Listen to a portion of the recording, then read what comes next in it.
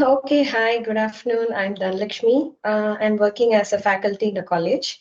So today and tomorrow, I'll be taking research methods for you all. So let me present the content.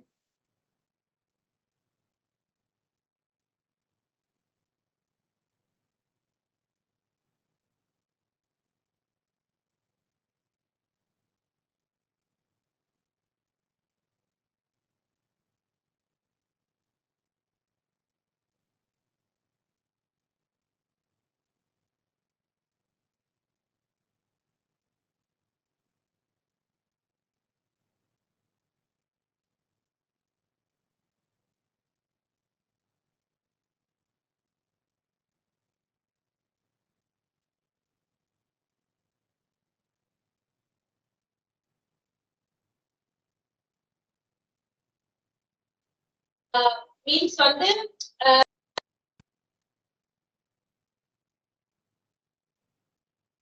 Is my screen visible? Yes. It's torturing. Yes, ma'am. So I request a few people to mute your audio. Whatever you're speaking in your house, I can hear that. Okay, so today we'll be talking about research methodology. So what I planned was we have 5 units. Today we'll cover 2.5 units by today. So this is a unit 1. Um, in unit 1, we'll be talking about what is quantitative and qualitative research and how it historically developed, and the basic definition of that. What are some of the differences between the qualitative and quantitative research, and what are the ethics that a person or a researcher should follow while doing this research? Okay. So first, this is about just what is quantitative and qualitative research is about. So quantitative research is actually I'm collecting the data, and that is mostly I collect the data and all the relevant information in numbers. For example, I compare different groups and find the average scores of the different set of students in a classroom, or I take the percentage of people living in a certain area, or I draw tables or I draw graphs for the particular data I collected. So all which I collect the data, which actually in numbers, that is quantitative research. Okay, if it's a qualitative research, what is that? So it's about it's not about numbers, but it's about narratives, it's about the texts, it's about the directly I go interview the people I know down. So except numbers, what are the relevant summaries or informations, excluding numbers and collecting, comes under this qualitative research. Uh, so now how it should be in quantitative form, we actually, according to my objective of the study, what are the objectives? My objective is to collect the stress level of the students. So I will give a questionnaire, I will collect their stress levels. So if it's in a qualitative study, that is according to the option of the researcher, whether I'm going to take interview or I'm going to conduct a focus group discussion. It's about it's about the wish of the researcher. So quantification is actually converting the participants' responses into a percentage of frequency is known as quantification. So, and the data I collected in the qualitative study, I can use this discourse analysis uh, or as a don't need to take screenshot. Don't need to take screenshot. I will. Someone is talking about taking screenshot. Share the PPT. Don't take screenshots and all. Speaker okay, so there are other forms of qualitative analysis such as content analysis and thematic analysis also. So this is about the basic definition about quantitative and qualitative research. Excuse me, ma'am. Okay. Are we allowed to record this session? We have. Yes. Is it okay? Are you? But I'm not. Is the option showing for you? No, I think it's disabled. Only the admin can do it. Yeah, you may not able to record the session. Okay. I will share the PPT maybe to Sure, one ma'am. person. You can share your mail ID. I will share them. Okay. Yeah, I so think you can share it in this quantitative group and itself. This group no, itself. I'm you can unable share. to share in Oh, this okay, group. okay. I tried to share for the last class. to Oh, you were other not able UG to. students, I'm unable to do. Yeah, yeah. Okay, okay, ma'am. Okay, thank you. Okay.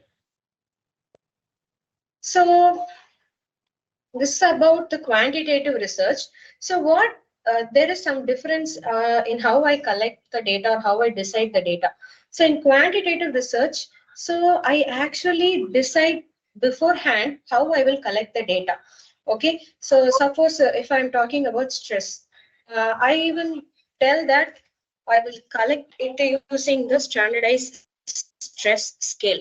So I priorly decide. So that is known as a priori. For quantitative research, it's called as a priori. Beforehand, I decide how I collect the data.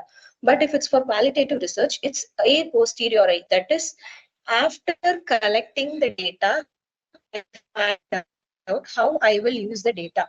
So, for example, first I will interview the people, and from the transcripts of the interview, I will decide how I can arrive at the theme or how I can arrive at a particular categorize it on a particular topic or particular team. That is called as a posterior. So now, so what this qualitative researchers do is they're willing to accept this post-positivist position. Uh, so this is about the priori and a posteriori. This is the difference between how I decide the data collection method, difference for quantitative and qualitative. So, but the qualitative researchers, they have this personal responsibility for their actions and activities because they interview people, they see lots of people, they do focus group discussions. So, for all that, whatever the actions or activities they do, they have to take complete responsibility for whatever they are doing. But in quantitative researches also, whatever that's given in the questionnaire or whatever they have mentioned in a standardized questionnaire, only that I'm able to measure, or only that I might able to see. But other things I might not able to, day-to-day activities or what and all. As a researcher, I want to include, I might not be included in the quantitative researches. So, but in the qualitative researches, it's actually it's more of subjective, or it's very impressionistic. As a researcher, whatever I want to include, I can include in the qualitative, but I'm not able to do in the quantitative because the questionnaires are already set by the other researchers. Okay, so when to use the quantitative research and when to use the qualitative research. So first, when the research question for the quantitative research, the research question should be very clear and it should be very specific. For example, I'm going to see whether there is a difference between stress levels among girls and boys. So this is my research question. This should be clear and this should be specific. Okay, and how I should have enough theoretical evidence. I should have any theoretical basis for stress, so that I can actually form hypothesis, and from that I can test the stress levels of the students in the quantitative research. This is about the quantitative, and also the researcher who are doing the quantitative method should also have a good knowledge about when to use the quantitative and when to use the qualitative. If they are not confident or motivated, then it will not go as we plan. And when coming to qualitative research, if the researcher is interested to understand any phenomena in a natural setting, it might be how a particular ethnic group, their life history, what are their beliefs, what are their perceptions. If they want to do, okay, they have to understand their language. They have to make sure that others should also understand what they are noting down in the research. So they should also have a good understanding about what is the qualitative research and how it should be done. So this is when we use quantitative and qualitative research. Now it's about the history of the qualitative and quantitative research.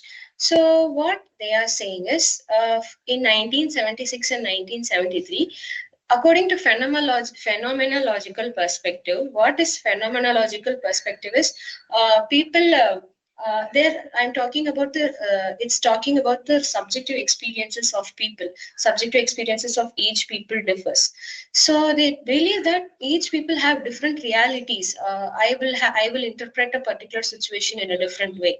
So they are talking about that concept. But first of all, qualitative research, and from the 1950s to 1970s, they have the next stage. So first they say we have multiple realities and multiple interpretations, and next comes the 1950 to 1970. The stage is called the golden age, because they most importantly they talk about how the data analysis, that data I collect from the different people, I can code that for materials. For example, I collect about stress levels from different groups, how I can derive. Maybe the stress may be due to sleep deprivation or due to their misunderstanding in interpersonal relationships. How I code the data I have extracted from the interview. How I code, how I code as a theme, I code as a sub theme. So this is how they talk, how I can code the data I have got from the people. So that is, since that they have found out that that's known as golden age. And about the from 1970 to 1986, they talked about different kinds of qualitative perspectives. That is how I interpret the Bible or books, or how I break down the thinking of an individual and behavior. That's structuralism. Semiotics is how I actually study the symbols or signs the people use in their culture. Phenomenology, what are their direct, what are the consciousness, how they feel, how they interpret. And feminism, how I give equal rights to men and women. So for all these concepts, how these are different qualitative perspectives. With this, how I can develop research. That's actually developed from 1970 to 1986. Next comes the postmodern period. It started in 1990 to 1995. So where it is a period of experimental and new ethnographies. That is, they replace the theories. That is, we have one universal theory. Okay, stress, this is the stressor. We have some physiological, biological reactions. That is stress. So it is a common universal theory that the individual, it's common for all. That is a fact they have that.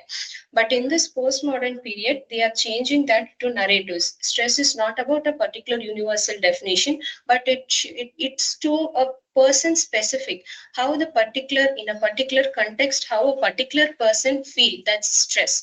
So, or how the particular people or particular individual says that they experience stress. So that is what this postmodern period talked about. It changed the universal perspective to only certain uh, perspective. That is how each and individual interprets. So, and now from 1995 to 2000, what happened is, this they linked it to democratic policies. That is, how with this experiment, how I can actually form new policies with this research as base. Maybe I take a research and I say particular region of people does not have high job or employment opportunities. So with this, how I can with this research results, how I can collaborate with any political parties or the government, how I can change the employment opportunities in a particular region. So all those kinds of things happen in 1995 to 2000. And next comes the methodologically contested movement. So where they have different debates and arguments whether the results that you're publishing about this qualitative is, is it that reliable, is that valid? So and how good your research is, how it should be evaluated. So all these things that they were discussing. So that happens in the 2000 to 2010. So in future period 2010 onwards, what happens is uh, they actually got a lot of challenges about the evidence-based movement. Whether whatever you're doing, is that measurable, is that observable? Okay, so all these things that happen, and but they say that it's not completely reliable, but still now they are actually seeing whether it might be a valuable or rigorous, and still researches are going on about the validity of the qualitative research. And after that, the setting up of psychology laboratory by Wilhelm Wundt in Leipzig University, where they conducted many researchers. So first they did not believe whether it would be a place for psychological research, but after that they thought that it would be an appropriate place to conduct research. So this is considered as one of the important, significant moment in the field of psychology. This is how this qualitative research or quantitative research developed. Okay. So this is about the difference in methodological issues in qualitative and quantitative research. So if you see what are the difference, it measures objective facts. Maybe it about it. Objective facts is it measures the level of stress. It measures the quantity of sleep. But in qualitative approach, it measures the social reality or the cultural meaning in a particular culture, how they give meaning for a stress. In particular culture, what might be the people interpret as stress. Okay, it focuses on variables but in this qualitative approach, it focuses on interactive process, how I interact with an individual and how I collect the data about the stress or what are the events that cause them stress. So it focuses on the interactive purposes and the events. And here reliability is the key factor. Whatever things I'm measuring, whether it's stress, whether it's whatever sleep quality, I should be able to get the same results even after some period of time. That is what reliability is. Authenticity is it should be like free from any bias. It should be very authentic. The author or the researcher should not fabricate any details given by the people. It's value free and its values are present and it's very explicit. So for the quantitative research, we have the separate theory and separate data. But in this qualitative approach, from the data we are collecting, we will arrive at a theory. Hence, it is actually theory and data are fused together. Okay, and it's independent of context. Maybe I can measure the stress levels of college students in particular area, and if the questionnaires I use are standardized, I can say that all the college students might be facing this level of stress. So that is, it's independent of the context. But if I say the qualitative approach, the person in this particular context has this level of stress, I might not able to generalize it to the other people in the other regions also. Okay, so in qualitative, they have many cases and many subjects. I can take survey for even for 1,000 people, but in this qualitative approach, I might not able to interview thousands of people. So the number is only few cases or the few subjects I can take. So, but after collecting the quantitative approach, I will do statistical analysis, maybe t-test or some of the tests that we will see in this. Uh, 5 units. So I will do some statistical analysis. Maybe I may find the mean difference of the stress levels, all those things I will do in the quantitative research. But in qualitative approach, I will do the thematic analysis. That is whatever they spoke. I will break down their contents. I will break down what they have said, and I will arrive at a theme. So that or from the 10 statements that they have said. So 5 statements is about stress, 5 statements is about sleep quality. That is known as themes. I will identify what they are majorly talking about. That is the thematic analysis. So in this qualitative approach, the researcher will remain neutral. He will not tell what research or what answer that you choose for a particular questionnaire in a particular question. So that is something there's the researcher detached, but in this qualitative approach, it is the researcher involved. Okay, here they will actually voluntarily go speak with people and collect all the relevant data. So this is about the difference between qualitative and quantitative approach. So these are the different research methods that they use in qualitative research, that is ethnography, particular case study about a particular individual, field studies, grounded theory. These and all we will see in detail in your 4th and 5th unit. So on the other hand, quantitative data will have these kinds of these sets of methods, that is experimental study, quasi-experimental study, all these things also we will see in the upcoming units. And now there are two important concepts, that's conceptualization and operationalization. Okay, conceptualization is actually defining an abstract concept clearly. So I might have a basic theory, I might have a basic understanding. With that, I actually include what the concept is, maybe about stress. Okay, I will include what the stress is, theory about stress is, and exclude other things. But its operationalization is how I am going to measure the stress, how I am maybe using what technique or what tools I'm going to measure the stress. That's known as operationalization. Okay. So that we see in quantitative and qualitative studies. For quantitative measurement, we have conceptualization, operationalization, and empirical. So first, I will actually uh, see what might be the relationship between two variables.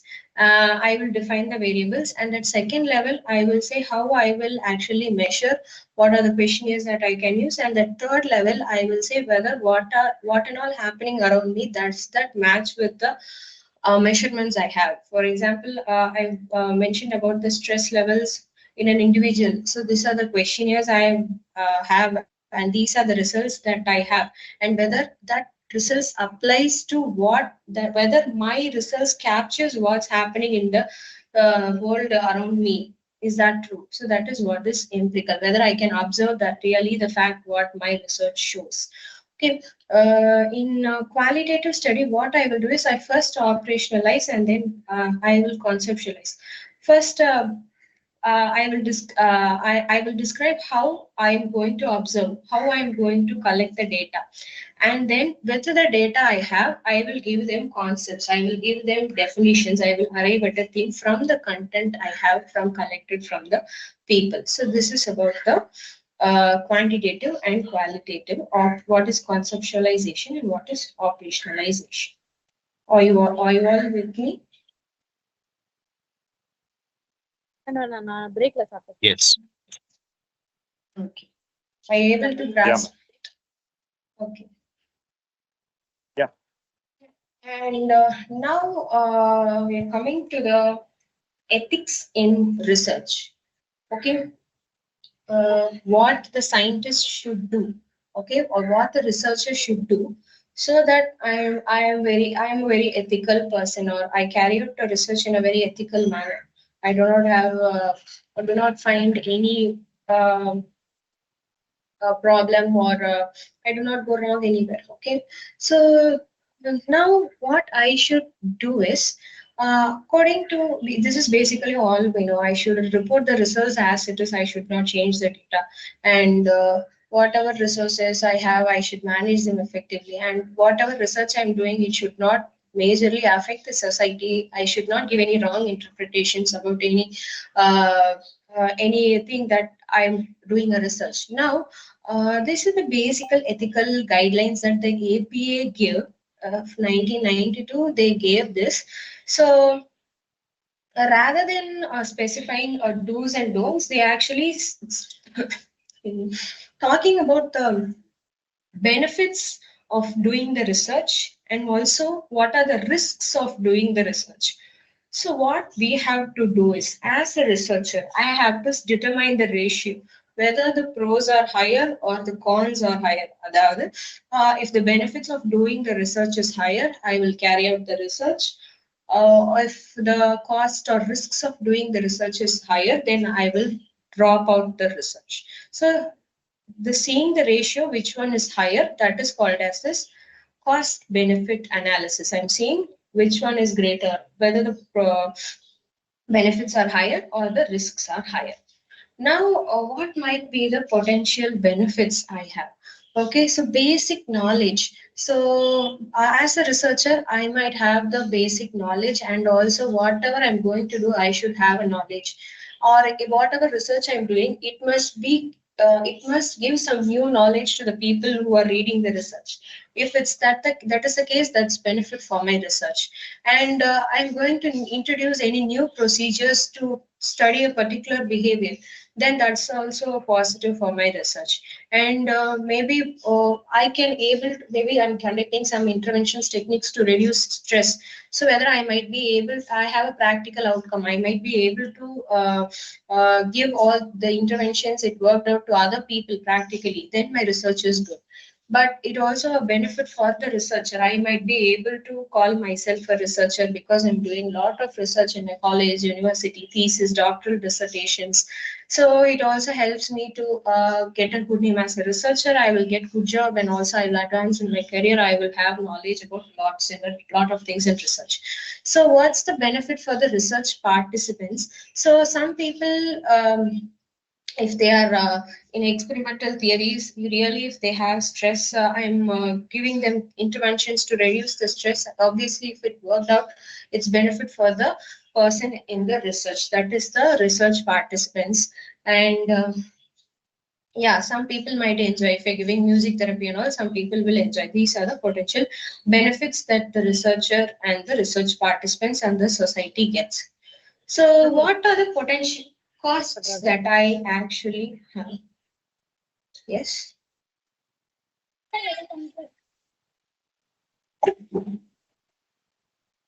Okay. What are the potential costs that I might have? That is the negatives that I have. Okay.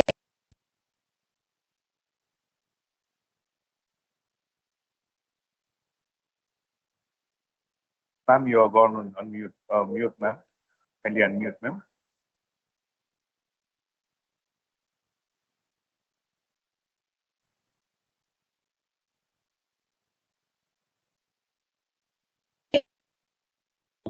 Oh, sorry. I don't know how it. Am I audible now? Yeah, ma'am. Yeah, ma'am. Thank you.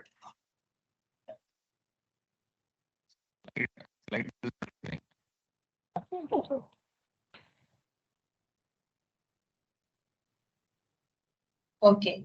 So these are about the potential costs, what negative or some things. So as a researcher, what I will do is this research is not needed for now. These are already they have done in 1950s, 60s. If I do the same research now, but it not a useful thing to do it, then it's obviously a waste of effort and time for a people. But if it has serious risk to the participants without the knowledge or any approval from others, it might actually cause side effects to the people. Then it's also a potential risk. So I might not able to continue the study. And if I say that my confidentiality will be breached, I have some people like that around me, or by any other means my confidentiality about the data is compromised, then it is also a risk for me. I might not actually able to carry out the research. And if it costs a lot of money and but the results are not compromising, or I'm not getting any help, but I'm using all my own money, but it's I'm not getting any recognition. It's also a potential cost. So as a researcher, I should also see it must not cause any harm to the society. If it causes any harm, I will stop the research. Some people may actually say this people has lot of stress due to studying this course, so I'm going to eliminate this course. It might be wrong. They might have some personal factors, so the stresses are high. So we cannot come to a conclusion with that. So we have to actually balance this costs and benefits. So we are seeing this cost benefit ratio, and if the benefits exceeds the costs, I will continue with the research. Okay, so now I have this ethical guidelines. Okay, so ethical guidelines is what are the things that I should do. Only 5 principles as a researcher I will do so that it does not harm any people. Okay, first they are set in 1953 and they're updated in 2002, and again they refined that in 2010. It applies to all the psychologists, whether you're a teacher, whether you're a researcher, or whoever you are, it applies to everyone. So first I should actually maximize the benefits. That's what this beneficence and non-maleficence is. எனக்கு வந்துட்டு benefit நிறைய இருக்கணும். நான் வந்துட்டு எந்த ஹார்மும் அந்த research பண்றதுனால no harm and the society should have. So then I will carry on. And I should maintain the rights of, if the client does not want to continue with the research, I should actually uh, respect their decision, and because for their welfare and for their rights, I should actually uh, stop. Even if it's animals, I should respect their rights to stop or to continue. And fidelity and responsibility. First, I should actually develop the trust. If the participant does not have trust over me, how he will continue the experiment, how he will continue the research. So that is a thing. I have to first develop the trust. And I also should have the agreements with the patients and patients, like clients, with the participants. So these are the 5 guidelines. I should have the integrity. I should be very honest. I should not cheat, fraud, misinterpret anything. And whatever I do, I should be very fair. Okay, everyone who is participating in the research maybe any allowances they get. Everyone should have this equal allowance. Everyone should benefit, and everyone should have equal rights to actually continue or withdraw. So justice should be maintained in the research. Whatever you're doing, it should be done equally. Whether you should be equally fair to all the people as a participant who are in the experiment as participant. So research also says that you should also, as we discussed, we should respect their cultural difference also, because in some culture, if they say I'm not okay in opening up with this topic, I don't want to do research with you in this topic. Okay, respect their rights, respect they have different cultural differences. Okay, they are from different race or they're from different religion. So you should not actually talk like this is just a research. Why are you behaving like this? And we should not talk. We should respect the people's rights and dignity. So now we have a board. That board is known as the Institutional Review Board. It consists of 5 people, but one people will be from the community who is not a researcher. So they will see whether conducting or carrying out this research have some risks or benefits, and then after that they will approve or disapprove the research. Okay, institutional approval is very very important, because if I institutional approval is any institutions that I do, maybe I conduct research in school, I will not directly, without the consent of the school, I might directly go inside the school. I should not collect the data. What in whichever institutions I'm doing, whether it's hospitals, whether it's a prison, whether it's school, I have to get the formal approval from the organization or from the institution where I'm going to use the people in that organization. I have to get the consent from the higher authorities. Okay. Um, yeah, that's about the institutional approval. And whatever you're saying, whether you're going to assess the stress levels or whether you're going to obviously carry out any intervention, you're going to give any therapy, everything you have to be transparent, and you should reflect what is the true nature of your research. Some people will not tell what is the obvious nature of the research. They will do some tell something, they will do something. So this is about the institutional approval. Okay, so with this, shall we go for a break? Okay, okay.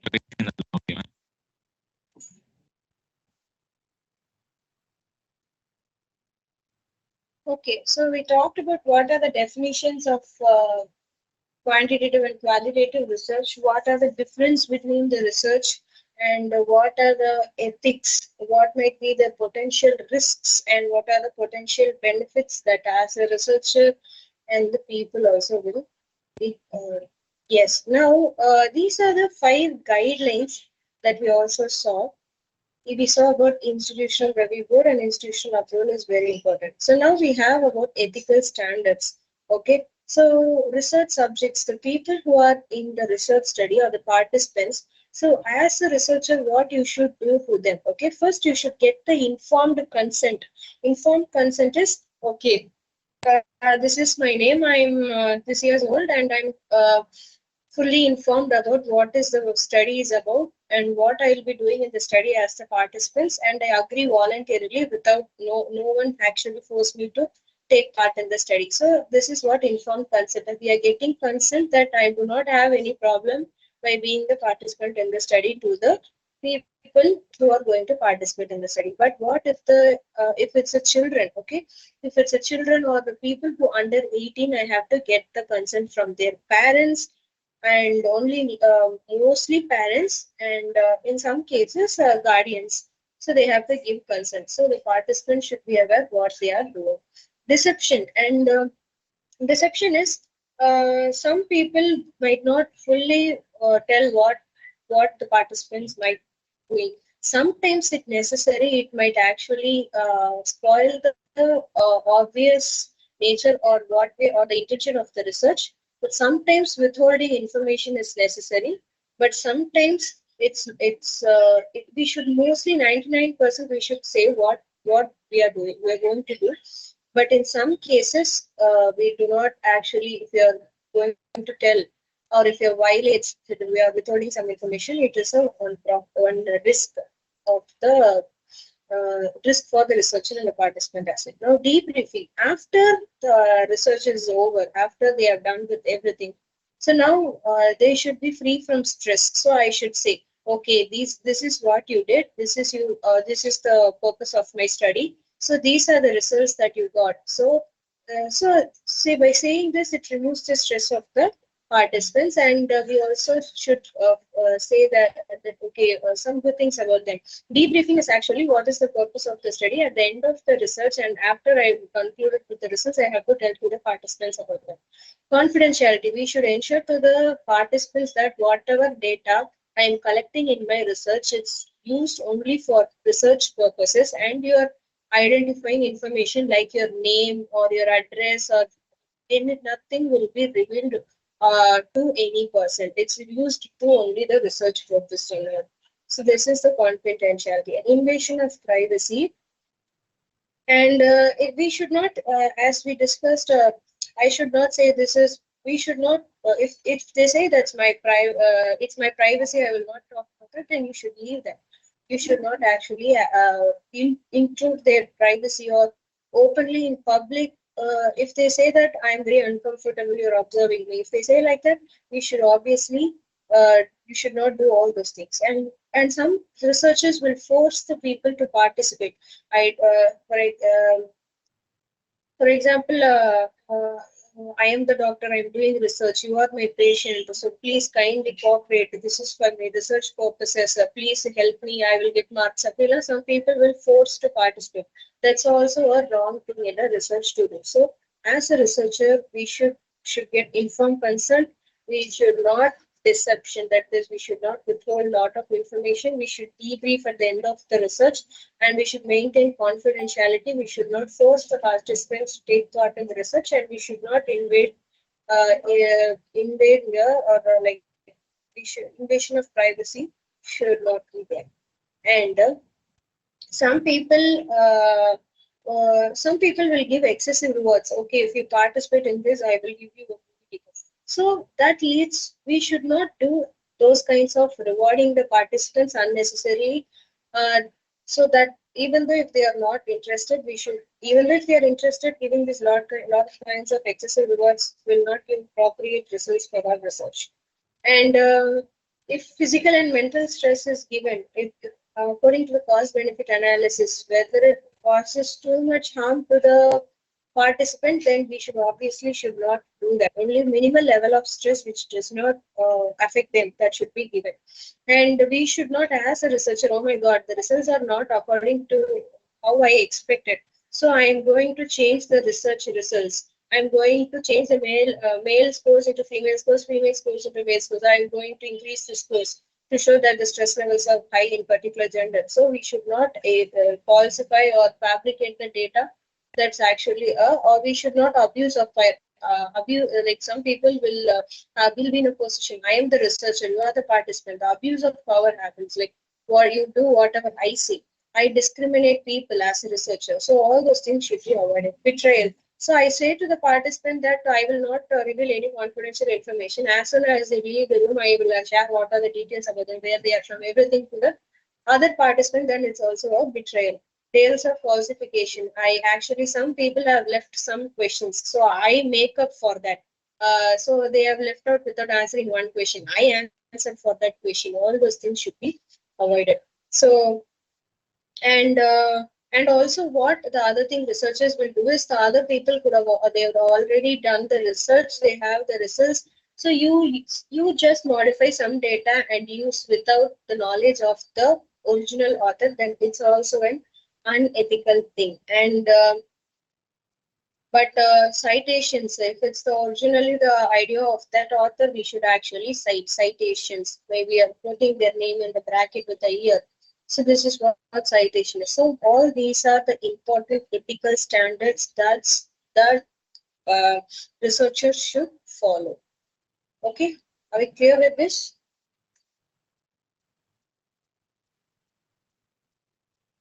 Yeah, ma'am. Okay.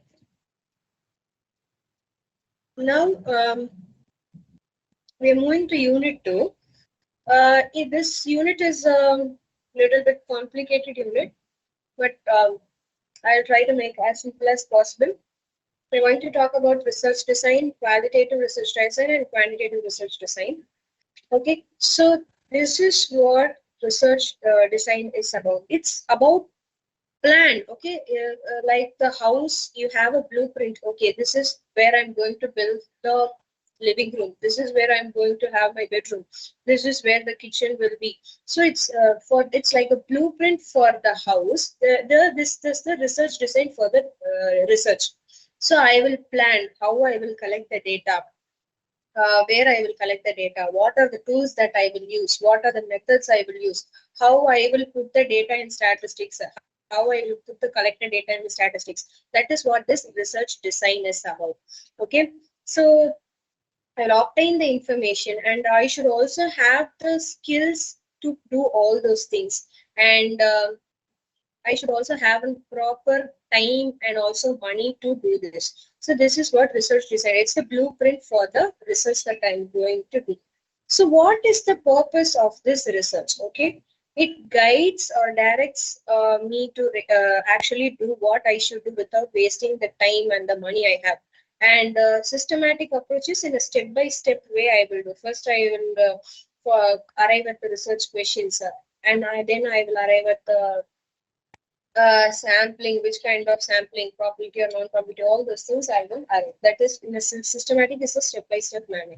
And what are the things that I actually control? What are the things that I could eliminate or minimize so that it does not affect my data? And I make sure all the steps are clear. So for all those things, I have this research design. So, and if I have this research design, it would be helpful for the other person who are going to replicate the same research. It would be easier for them to follow the same steps, and with a slight modification that they can do, or whatever data that you have missed in your research, by following all the steps that you have followed, and whatever the additional thing they want to study, they can do with this research design. Okay. Now we have quantitative research design. In that we have exploratory. And what is this exploratory is? I'm going to just explore. I'm not going to find solutions. I'm not going to give you results, but I'm just going to explore what is the thing is about. Okay, I'm going to understand what is that. Okay. So it falls under field studies. I'm going to explore and understand the situation. That is what this exploratory research is about. Okay, discover some variables. Okay, discover the relationships. I am going to find something. For example, why the students' academic performance is dropping day by day. Okay, this is the doubt I have. So I'm going to actually see what is the reason for that. Maybe due to their social media usage, or due to their the wrong or defective teaching methods by the teachers. So all those things I'm going to just explore. I'm not going to come to a conclusion. I'm just going to explore what are the factors that this academic performance of the students might be dropped. What might be the reasons that I'm going to do? That is, I'm going to explore. Okay, so when the problem is not clearly defined, so I do not know what is the problem, why the students' academic performance is low or the grades are dropping. So I'm going to generate ideas, insights, and understanding for the future research. That is about the exploratory research is about. So I'm going to find some ideas. Okay, I'm going to get some insights. So from that ideas, I will develop hypothesis. So this is the purpose of this exploratory study. Okay, this exploratory research design. Why are we doing this? Is if I does not have if I does not have enough resources, so I'm not sure about what that particular variable is about. So I'm going to find out. I'm going to discover what is this is. So, and if it's about the most important any current problems that my society has, but it's a very new thing. Okay, so then I'm going to explore about that. And it's about, I have only one knowledge about this, how I can build up on this knowledge, how I can carry on with the future research. Okay, if I'm not sure about, I do not have clarity over some things, then also I will do this exploratory kind of research. It's very flexible. I can change according to the needs and situation, and it uses questionnaires. So it's about in this exploratory research, I can include the opinions and perspectives of the people as well. So this is about the exploratory research. How I will develop a hypothesis in the exploratory research. Okay.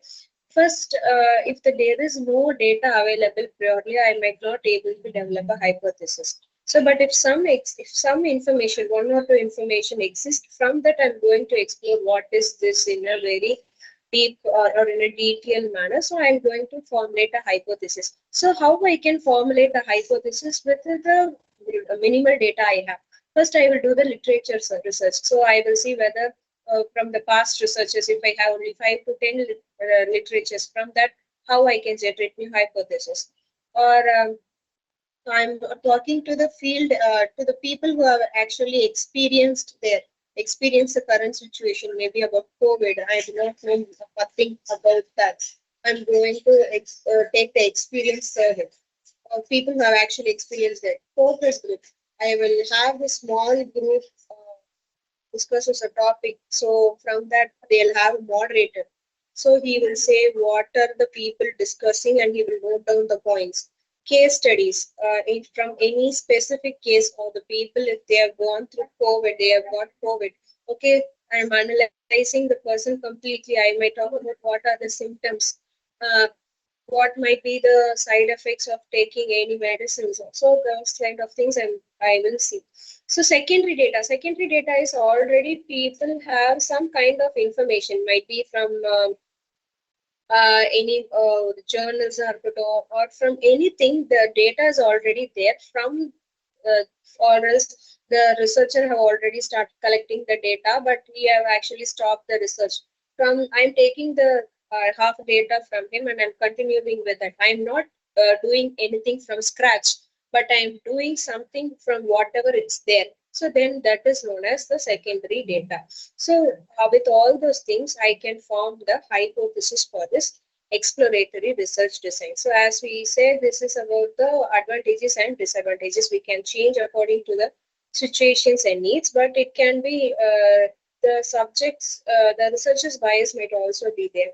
But here we can, in a limited samples only is there, we might not able to collect for a huge number of samples. And it's limited practical use. We cannot actually directly, it's useful at a practical level. Okay, this is the what I found from this exploratory study. With this, what I'm going to do. We cannot do anything. It's very limited. This I can just explore what are the facts or the opinions around a particular variable or a particular matter. This is about the exploratory research under quantitative design. Now we have the experimental research. Ma'am, can I interrupt you, ma'am? Sorry. Yes. Ma'am, I am only, getting confused with, we understand the process research, ma'am. It starts with the problem identification and moves on to the hypothesis, right? Sorry, your voice is breaking. Starts it with? Actually starts with the problem, right? A research process starts with the problem. Yes. And then we go ahead with hypothesis, right? Yes. And after that, we decide about the research design, no, ma'am? After the methodology. Yes. So the methodology consists of the research. With the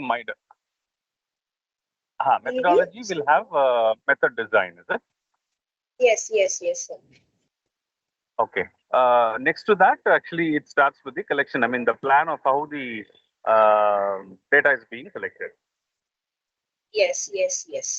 So first, once we decide upon the problem, we then decide on the hypothesis, and then we go with the methodology, which is like quantitative or qualitative or mixed, and then we get into the design.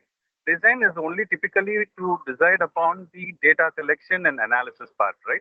And it has got nothing to do with the methodology, right, Mama? Because methodology comes first, and we finish with the methodology, and then go for typical plan for data collection, or even the methodology comes under design, ma'am. That is where I get it. initially. Yeah, under Even the methodology, we have should this design. research design. Yes, under the methodology, it's one part of the methodology is research. Yes. Yes, ma'am. So in that case, we finalize with the problem statement, then we go with the tentative hypothesis, and then we decide upon the Yes. methodology. Yes, research Data design, which collection kind of and analysis. yes. We do the Yes. research design. Yes, Okay. sir. Yes. Okay. Right. So this is good, and we will have to finalize with the research methodology initially, right, ma'am? Yes. Yes. Sir. Yes. Okay. Okay. Right, ma'am. Thank you. Thank you. So now we are moving to the experimental research.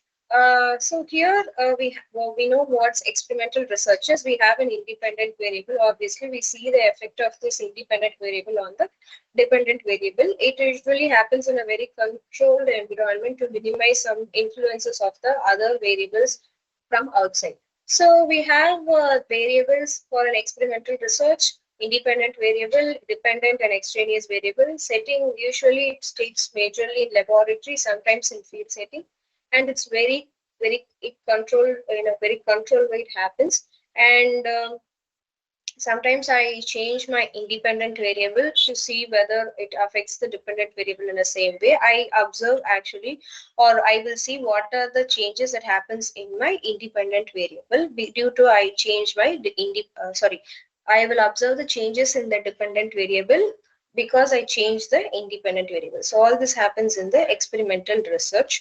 So now I will define the problem. I will determine the variables, what might be the independent and dependent variables, and with that I will formulate the hypothesis. So so this is about the experimental research. So with this experimental research, I might talk about the cause and effect relationships. It might be useful in medicine settings. Maybe I can give any drug to the particular group and the other group does not have any drug. Okay, I did not give any drug to the next group. Now I can able to compare the results whether whether they have cured from any of the symptoms due to my drug. So if only the one particular group which I have given the drugs have improved, so I can say that yes, due to my drug, it has an effect. So that is in medicine setting. In education setting also, if I talk about any teaching methods, I will give some teaching methods to one particular group and some other teaching methods to some other group, and I will see which method is effective for the children. It's for human behavior and also for other uses also I can use this experimental study. So I can have high control over the variables and I can actually replicate the experiment in different settings to see whether it yields the same results. Yes, it actually will say the cause and effect. I have introduced a drug and they have shown improvement. I will confidently say that the results are due to the introduction of my drug to that particular group. So this is about the experimental research. Now we have under this experimental design, we have simple randomized design and factorial design. So what is this simple randomized design is where I actually randomly assign the individuals to the treatment group. I see to that all the people in the group have equal chance of being included in any of the group. For example, I am studying the effect of new study technique for 60 students. I split the 60 students into two groups, 30 into 30. I see to that both all the people get equal chance of being included in at least one group. So that is about this simple randomized design is about. It's very easy. So since I actually put the individuals into two groups, it's actually does not have any bias. But its disadvantages, the controlling of the extraneous variables might be very difficult. For example, I am studying the effect of new study technique. But if they have already know the technique, that might be extraneous variable, or if their socioeconomic status might be another variable, or the language in which they learn also might be the other extraneous variables that actually I'm not able to control all those in these things. So, and if the populations I have included, for example, the populations, one group might be have full of same age population, and the other my group have different ranges of population, different age groups, then it might be also a problem. I should have a homogeneity requirement. All the people I choose must be have all the characteristics similar. Okay, sample size, small sample size. With a small sample size, I cannot come to results that it might lead to inaccurate results. That's about the simple randomized design. Now it's a factorial design. Factorial design is I am going to see the effect of two or more independent variables, including how they interact. Okay, so this is the example for that. For example, I'm going to study how the exercise type. I have two exercises. One is yoga and another one is aerobic exercise. And I have low carbohydrates and high protein diet. I'm going to see which actually affects my weight loss. So first I will talk about yoga and low carbohydrate diet, and or with yoga and the high protein diet, and again with aerobics and low carb, and again aerobics with high protein diet. So I'm going to talk about the, so it's about the two or more independent variables and also their interactions. Studying this is known as the factorial design. So it is able to be able to find out the interaction between the variables, and it actually allows to study the multiple factors and their levels. But in some situations, it will, due to the increased number of experimental conditions like this, if we have more independent variables, then it might be very complicated to conclude the results. Yes, this is about the factorial design. Now we are moving to the other research, which is known as the survey research. We actually know what's the survey research is about. I'm going to give any questionnaire to the people to find out what might be their attitude of them, what might be the opinion of them, what are the characteristics of the particular population. So I'm going to study all those things. Then it's the survey research. So we have four types of survey researchers. So one is cross-sectional survey design. So I collect data. I collect data one point at a time. Okay, for example, I'm collecting all the usage of social media for a particular class students. This is a cross-sectional survey I'm doing at one particular time. Okay, longitudinal surveys, if I'm collecting the data at multiple points of time in life. Okay, that consists of three types. One is trend study. What are the changes that happens for a particular population over time? Okay, so I measure, so I will change what might be the yearly changes that the public opinion about maybe using the particular social media. If it's a cohort study, I will follow a particular group, maybe of the same age group who share the same characteristics. And I will maybe for students who join college in 2020, so I will study their career choices in their first year, in their second year, in their third year. So I'm collecting the data at multiple points of time. So if I'm collecting the data at multiple points of time to a cohort of the same age group, or people who are going through the same similar situations, then they are cohorts. Then it's known as cohort study under longitudinal survey. Panel study is I follow the same individual over the time. Okay, then it's a panel study. So now it's next one is cross-sectional, another one is longitudinal, and next is descriptive survey. I'm going to describe the characteristics or opinions and behaviors of the people, maybe self-esteem or about the personality of an individual. I'm giving them OC or Neo5 test inventory to. I'm going to describe how introvert they are, or how about the neurotics. I'm going to talk all those things. Then it's a descriptive survey. Analytical surveys, I'm just going to analyze the relationship between two variables. That's an analytical survey. So these are the types of survey research. So it will obviously have a large sample size. I can have a sample size of about 500 also, and I will have a structured questions. So mostly for this survey research, I will also in the quantitative research, I will give the structured questions, and I will use the quantitative analysis possible, maybe a correlation test or some of the tests that I will use for the survey research. Now, this all about this quantitative. Under the quantitative, we saw exploratory and experimental and survey research. Now, we are moving to the qualitative research design. So here we have conceptualizing research questions. Okay, so what is conceptualizing research question is I'm actually getting a clear focused statement of the research problem, what my research problem is. So that is what I'm arriving at my research problem. Okay, that might range from simple questions to in-depth analysis about a particular problem. Okay, so first, how I will actually do this, I will reflect on what interests you. Maybe I might be interested about cyber psychology or sports psychology.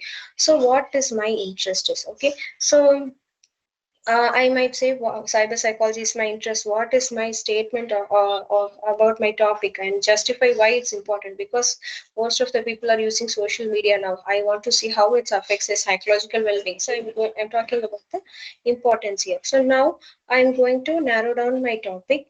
And with this, I'm going to see review of literatures. So I'm formulate the hypothesis. I formulate my objectives.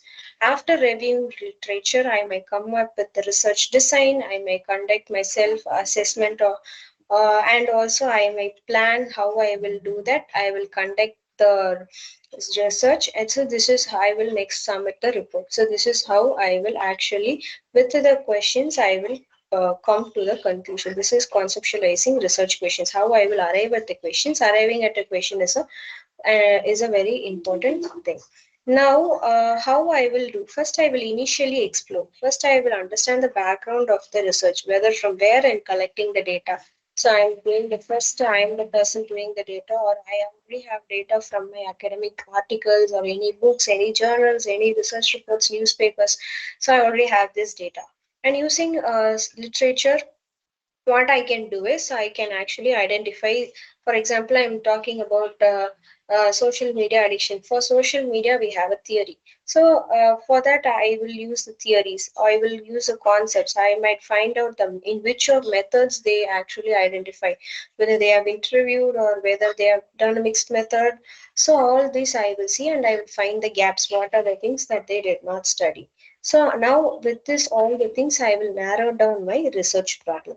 Now I will form the research problem. So I will identify the target audience, and I will define my research problem from the basic literature and the audience needs. So if they have mentioned that this does not involve around include people of school or the school students, so I will actually include them. So this is how I arrive at a research question. So mostly how I will ask is, I will ask what, how, and why.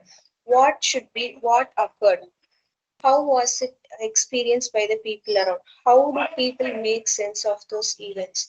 So for example, how do patients experience a healthcare protocol? So all these things come, this is how I actually arrive at an research questions. It's about conceptualizing research questions. So I want with me.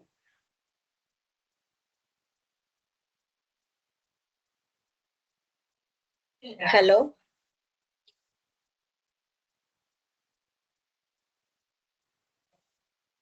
Yes, ma'am, we can hear you. We are here. Hello. Okay. Can you hear us? Okay. Yeah. Okay.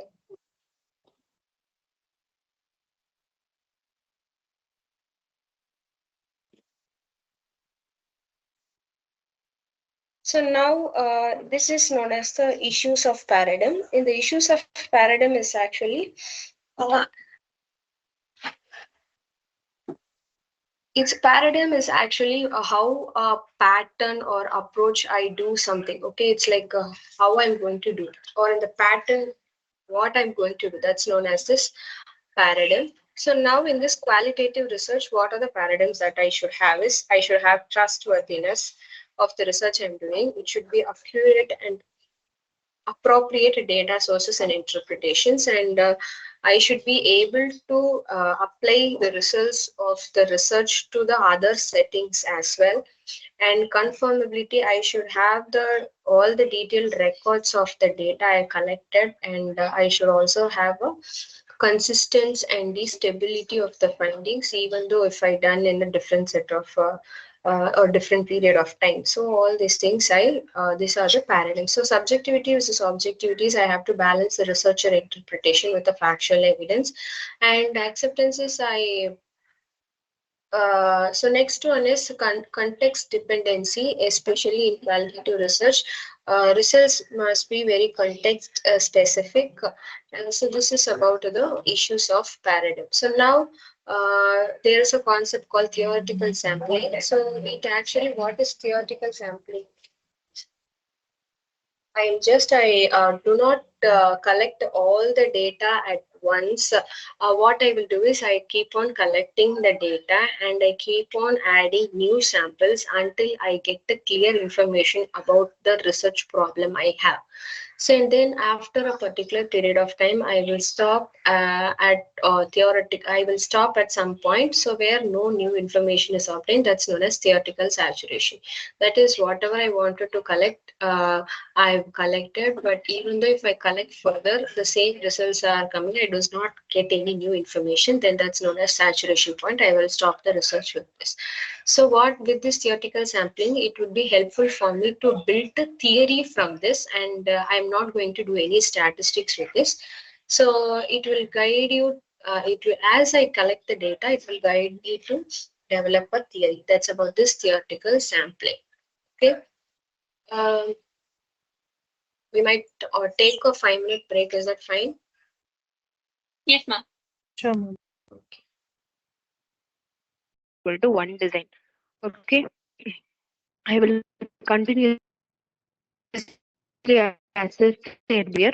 So now I will under it has two types of the single case design. One is ABA design and another one is multiple baseline design. Okay, what is this ABA design is about?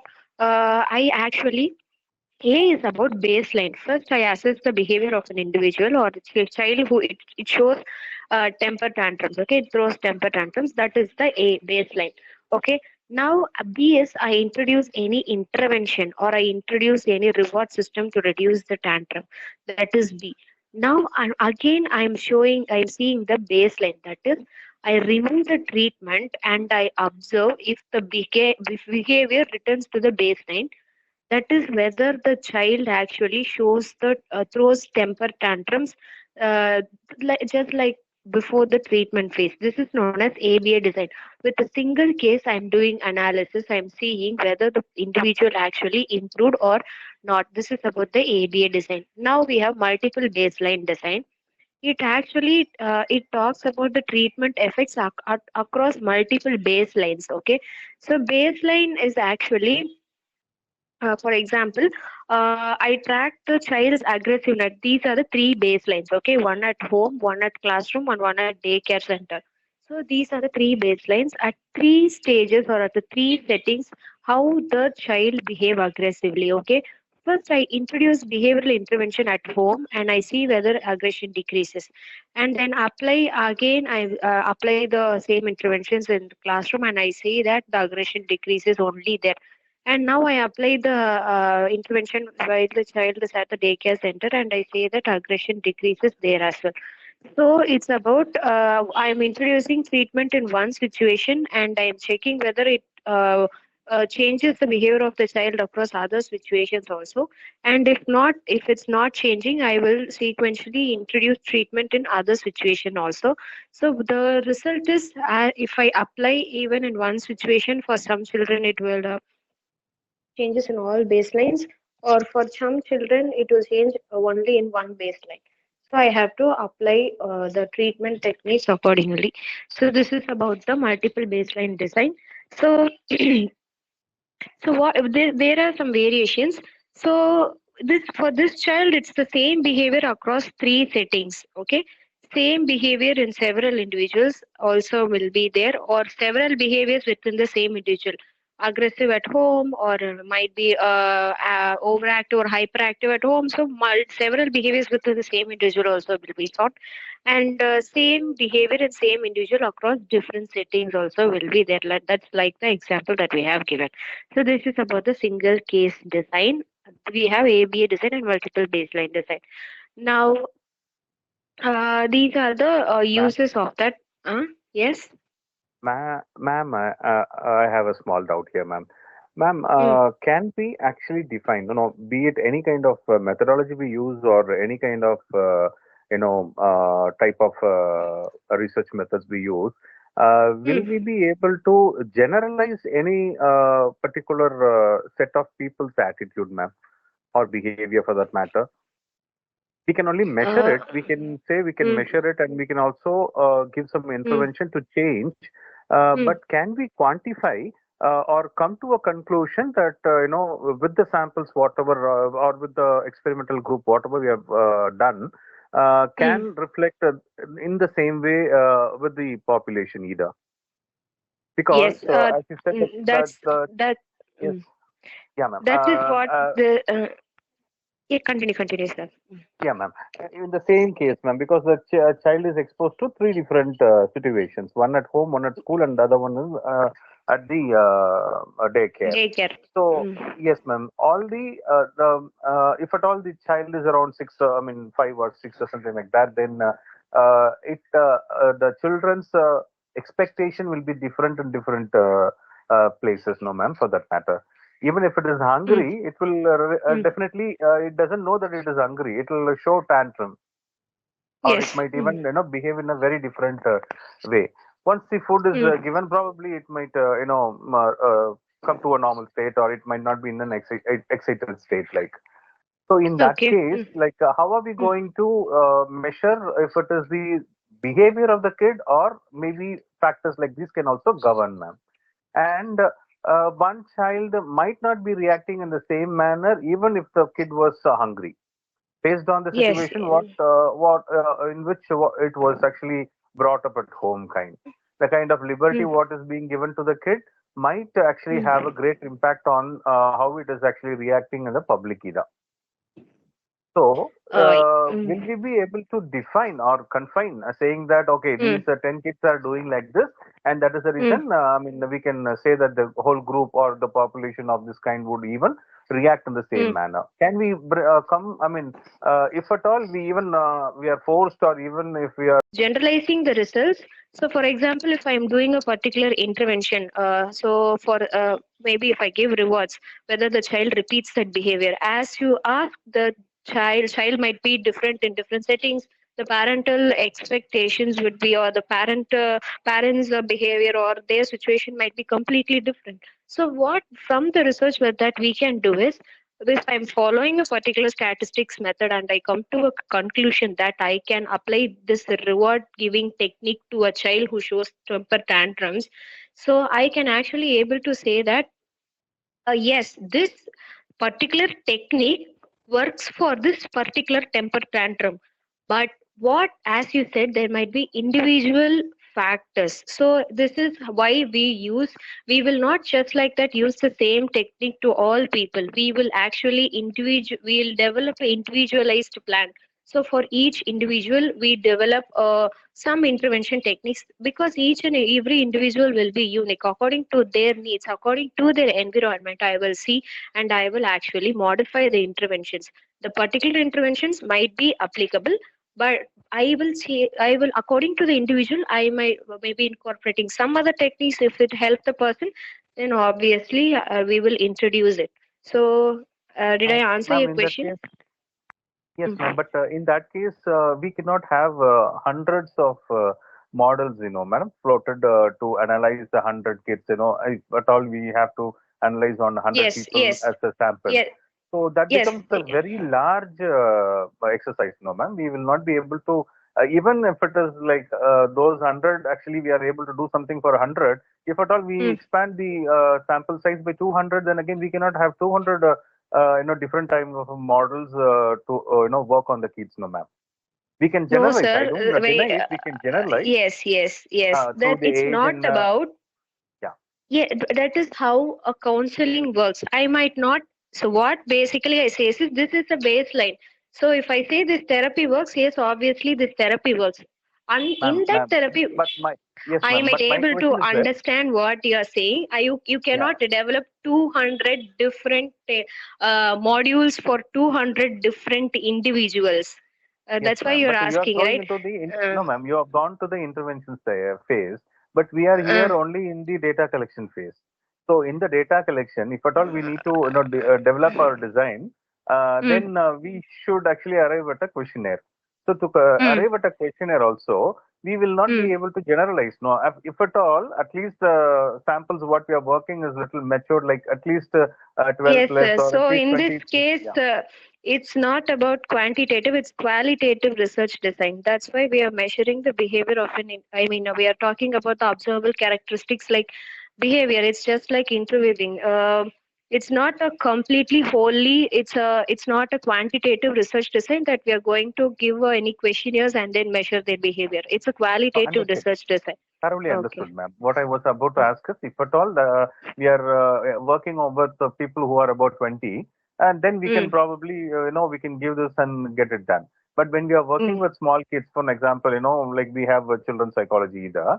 Supposing if at all we have to work with age below 5, we might not be knowing, no, ma'am. I mean, if at all we are trying to observe the kid, so we have about 100 samples to be observed for a population of 1,000 for that matter. So So this if I are this taking, case, this study is about single case design. We are observing only one person at a time. okay. So in generally, I'm asking, ma'am, if at all we have to, work on this kind of population and this kind of sample size, That how comes are we going under to? natural. That's completely different. That comes under natural observation. That's a completely different design that we'll see in next chapter, sir. This is No, about observation single you mean to person. say, I understand, ma'am. That comes under the observation method, and it is like a naturalistic method which you're saying. But my only question is that how can we quantify, ma'am? Anyway, I'll just ask you. I don't want to interrupt your class, ma'am, but this is the doubt I have. I studied a lot of things, but I was not able to come to a generalization. Like that was something which was actually pricking me. That's the reason why I thought I'll just ask you, ma'am.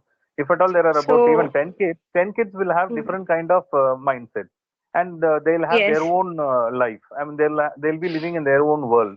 And if at all we are going to intervene, and even if we observe some kids, because we are doing our research and we are just working on these 10 kids, and we might not be able to observe them in all the different perspectives. As you said, if at all we are working on attitude, or if at all we are working on behavior on this particular thing, we are sticking with only one particular characteristics of that kid, or any of the aspect what we would like to observe from the kids.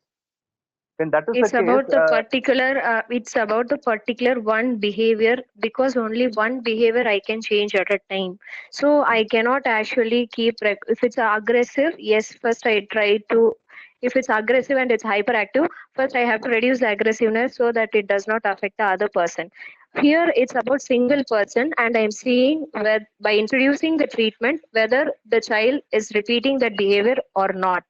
We do not have nothing here as like quantifying, because it's a qualitative research study.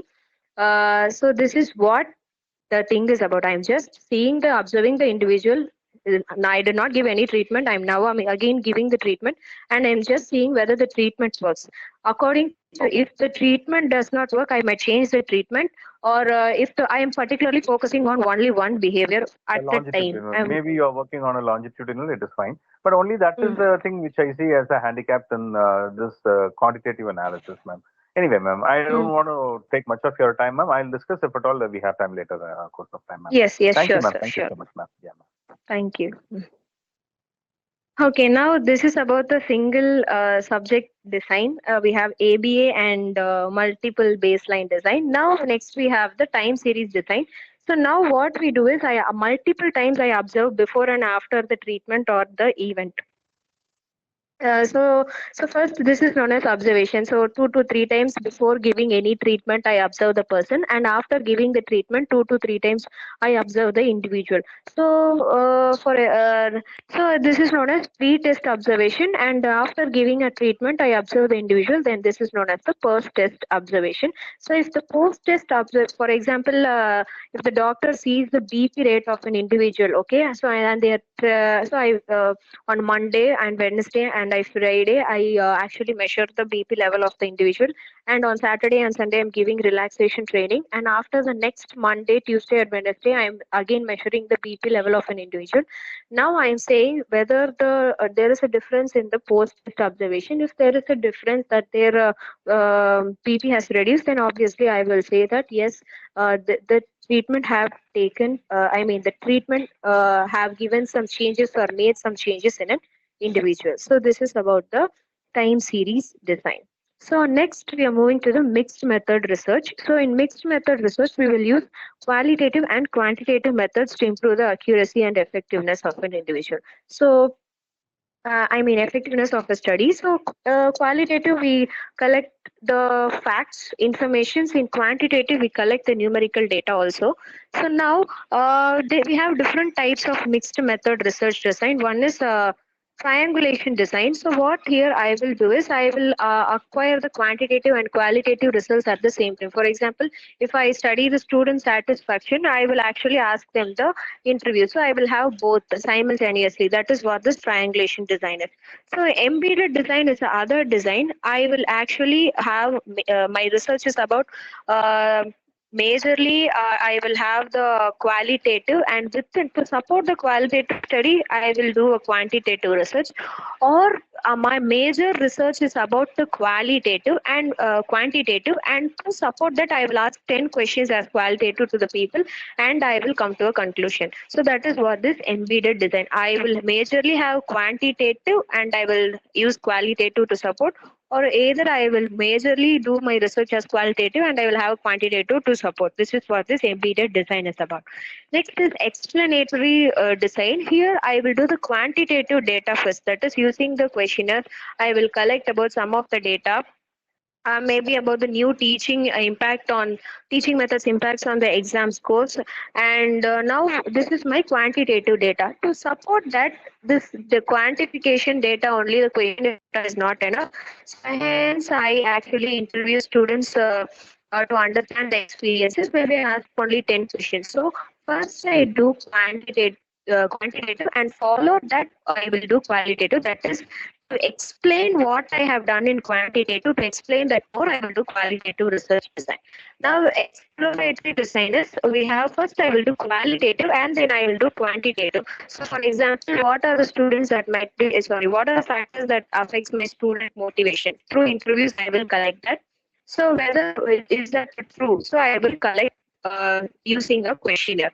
So, this is first I will do qualitative and it is followed by the quantitative to support the qualitative research. So this is I will do this exploratory when I does not have any instruments readily available. But after this research, I developed any instruments or I found any instruments. I will, and if there are no variables that I could identify first, I will first to collect the information. I will do this Excuse me, ma'am. Sorry for interrupting. Your voice is breaking, Madam, ma'am. yeah, My yes, madam. Your voice is not clear. is that now clear? It sounds like your microphone has gone far away from your mobile phone, in case you're using it Bluetooth. Yeah, it's not No, coinciding. it's very close. It, I Ma'am, audible Few your now? minutes signal is back, little madam. dropping. Past 5 minutes back. Your signal.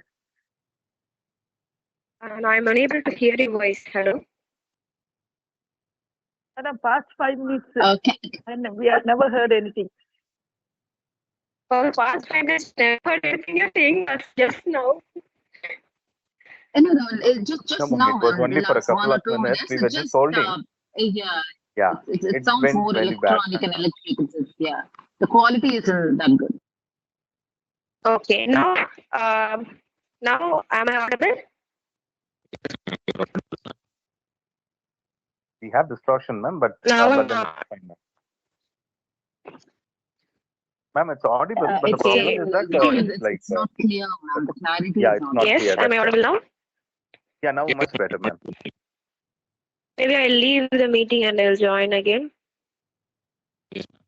Oh, this it's is now good, ma'am. perfect, ma'am. Thank you. What you said now. Now it's good. Now it's good. Yeah. Thank you.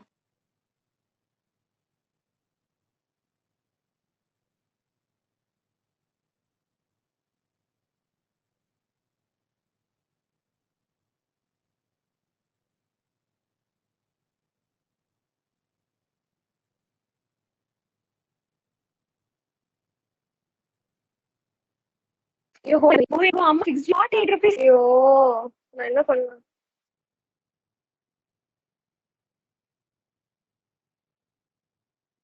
Very Thank you. good, Thank ma'am. you. It's audible. Okay. My voice is echoing.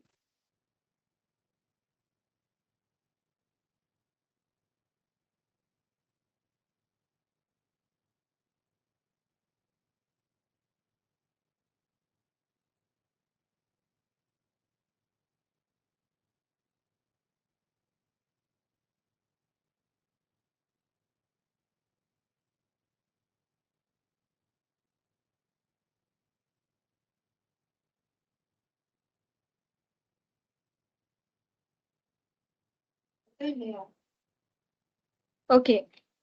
So we were talking about mixed methods of research. So under that mixed methods of research, we have uh, four different types of research.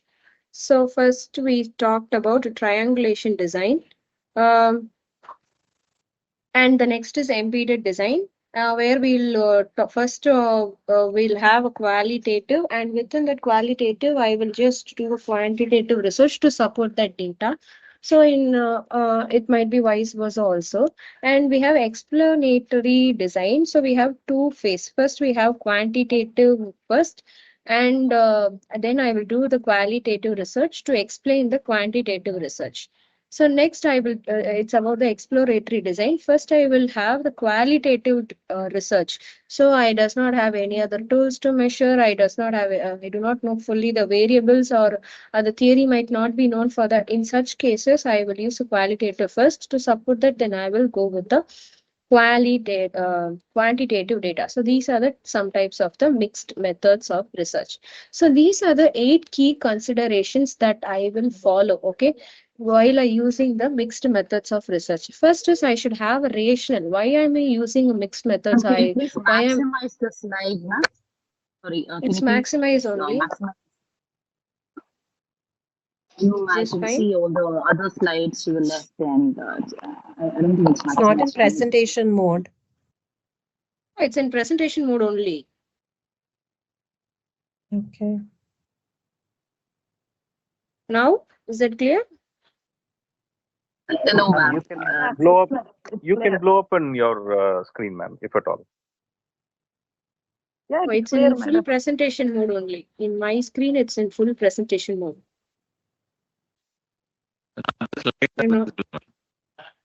Slides are visible. Okay. All right, ma'am. Please proceed.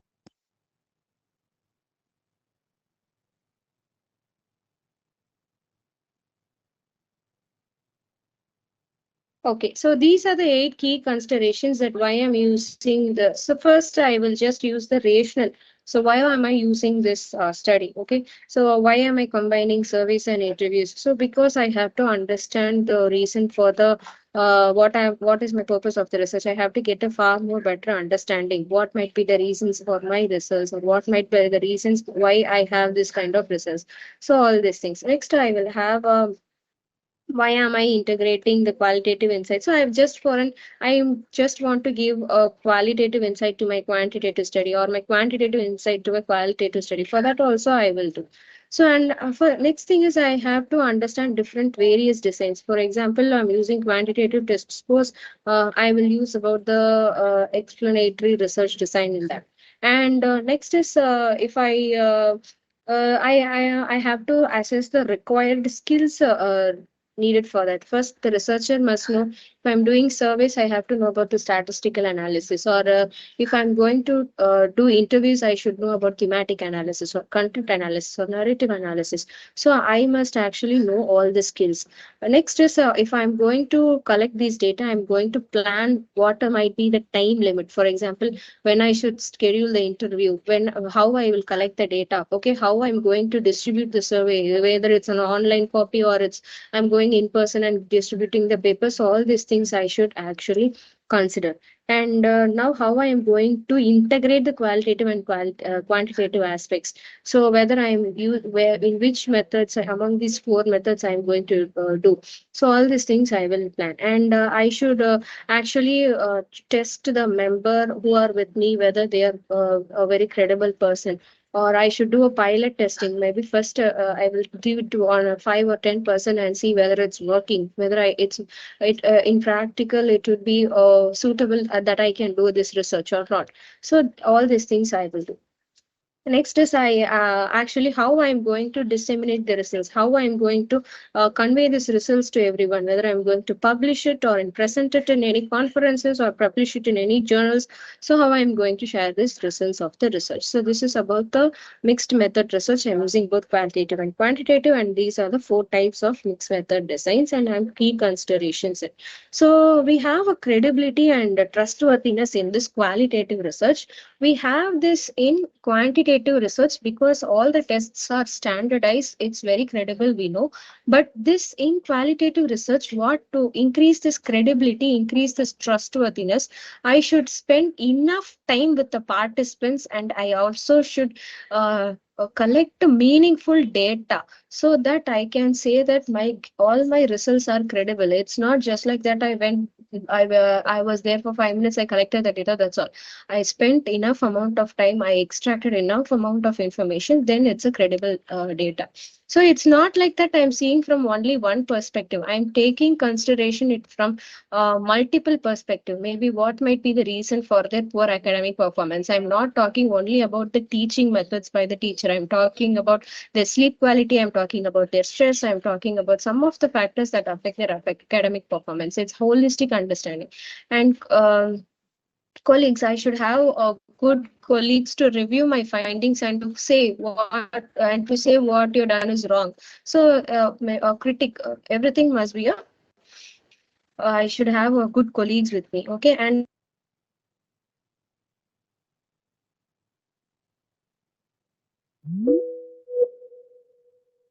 I collect data from my multi source, and I should also be. I will not say to see to group discussion. Discuss these things.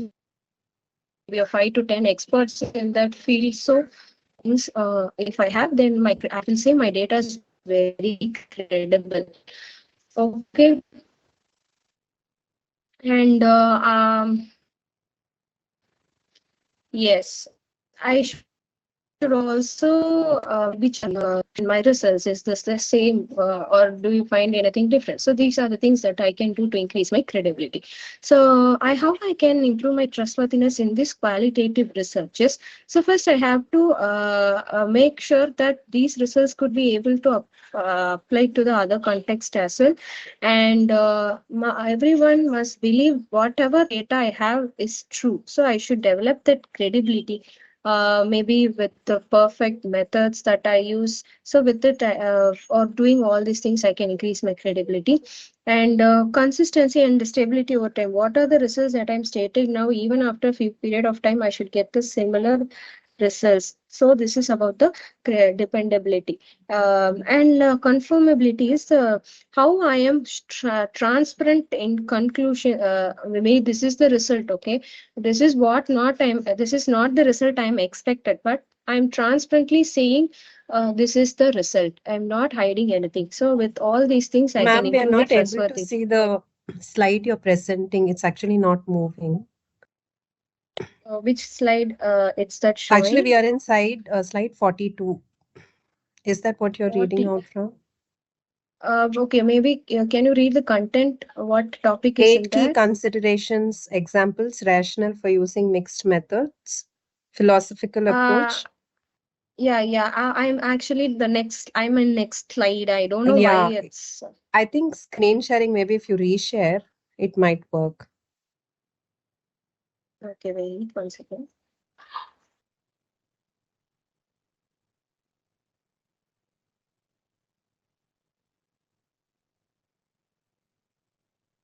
Is it visible now?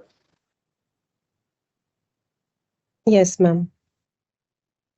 1 second. Yeah, we can see. This is the thing Credibility. I was presenting. Yeah, Yes. credibility. Yes, trustworthiness. Okay. So this so maybe in a gist I will say, so how I can increase the credibility is I should spend enough time with the participants, and I have to collect data, not only seeing one particular perspective, but from multiple perspective. Like I said, if academic performance is a problem, what might be the different factors that are affecting the academic performance? I should have good colleagues to actually question my findings, to critique, to give a constructive or destructive the feedback.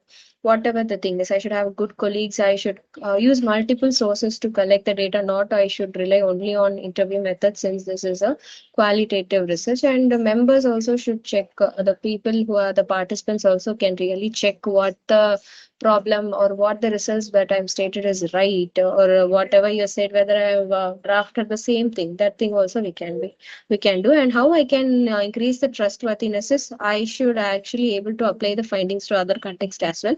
And Even though if I measure the people's stress level after some time or the academic performance, it must be, if it's in the same level, I can say that it's consistent and the results are stable over time. And I should be very transparent in how I actually talk about the results. If I say the academic performance is low due to the poor teaching techniques, I should not hide the fact. I should be very transparent in telling about or talking about my conclusions. I should not hide that the teacher's teaching method is not proper. So I should be very transparent.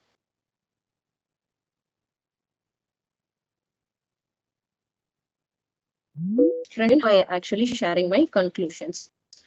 And it's about how is my credibility and trust. It's all about unit 2. Shall we move 3? Is the screen visible? In the same methods to increase credibility in qualitative research. Oh. That is the slide we are seeing. I don't know why it's happening like this. Ma'am, can I interrupt, ma'am? Yes. Ma'am, actually, in this particular, I mean, I don't know if you have the book of our latest, print, ma'am. In that, is there any relevance between the syllabus what is given and the lessons, ma'am? Yes, of course. I'm teaching what, sir. The one thing is in the syllabus, they have given it in paragraphs. Okay, No, wow. So, I but understand, ma'am. But அதுக்கு அதுக்கும் நீங்க பார்க்கும்போது கம்ப்ளீட்டா correlation இல்லாத மாதிரி இருந்தது madam when compared to other RM1 was all very clear because the question paper also comes based on the units, right? So, but this particular what content, which content did you find it's not relevant, sir? இல்ல ma'am syllabus இருக்கு இல்லையா இப்ப நமக்கு இந்த முறை கொடுத்திருக்க சிலபஸுக்கும் உள்ள லெசன்ஸ்க்குமே பாத்தீங்கன்னா there is கொஞ்சம் டிஃபரன்சஸ் இருக்கிற மாதிரி மேம் அதுக்குதான் வாய்ப்பு இருக்குதா நீங்க புக் பார்த்து I have the book in so okay. This is the thing here for maybe if you tell what are the things that's very contradictory, maybe I'm also, if you have, okay. Can you present syllabus, sir? Illa ma'am, I'm actually outside. I'm in Mumbai now, so anyway, ma'am, tomorrow I'll just try to get back, or I'll try to discuss with you on this tomorrow, ma'am. Because I go through only through the syllabus and I try to relate what are all the units and the chapters connected, ma'am. That way, when I try to see, both were actually having different aspects. For example, if it is like unit 1 and it is dealt, I mean, it says about it is going to deal with something else, and the chapters were not actually getting correlated kind. What is the chapter that you saw, sir? So because this is a book that I have given, okay. I went to the university and I collected recently, the book. Okay. Some few people are putting in messages. It according to the syllabus, but it book has extra syllabus, sir. Our syllabus has only few contents, but the book has extra syllabus as I mentioned in the message. So I'm following the syllabus only. No, maybe you I'm can reach. You can recheck. Go through. Yeah, I'll redo it, ma'am. When I checked, actually, I tried to go through the syllabus thoroughly, and when I saw the chapters were actually it was slightly different, and I now don't remember it. I'll try to recollect, or I'll just get back to you later, ma'am. I collected the book from universities. Okay, ma'am. Okay. I am also a student. I am a student from university, sir. I studied the same content. Okay. Oh, right. So, okay, ma'am. Yeah. Perfect, ma'am. Perfect. Then it's okay. That was a small doubt what I had, so I thought I'll just have a clarification with you. Yeah, because book has a lot of contents, but only a syllabus have only like chosen topics from the book. So I'm teaching only that content. Maybe I could have included extra examples in the PPT. That's all. But it would be better if you could check it today itself and get back to me by tomorrow morning when we are starting with class, sir. Because I was shocked when you tell this, but we are in unit 3 now. So that is the reason why I'm asking you also, ma'am. because I mean you go Pardon with me for only the interrupting. syllabus. I have to.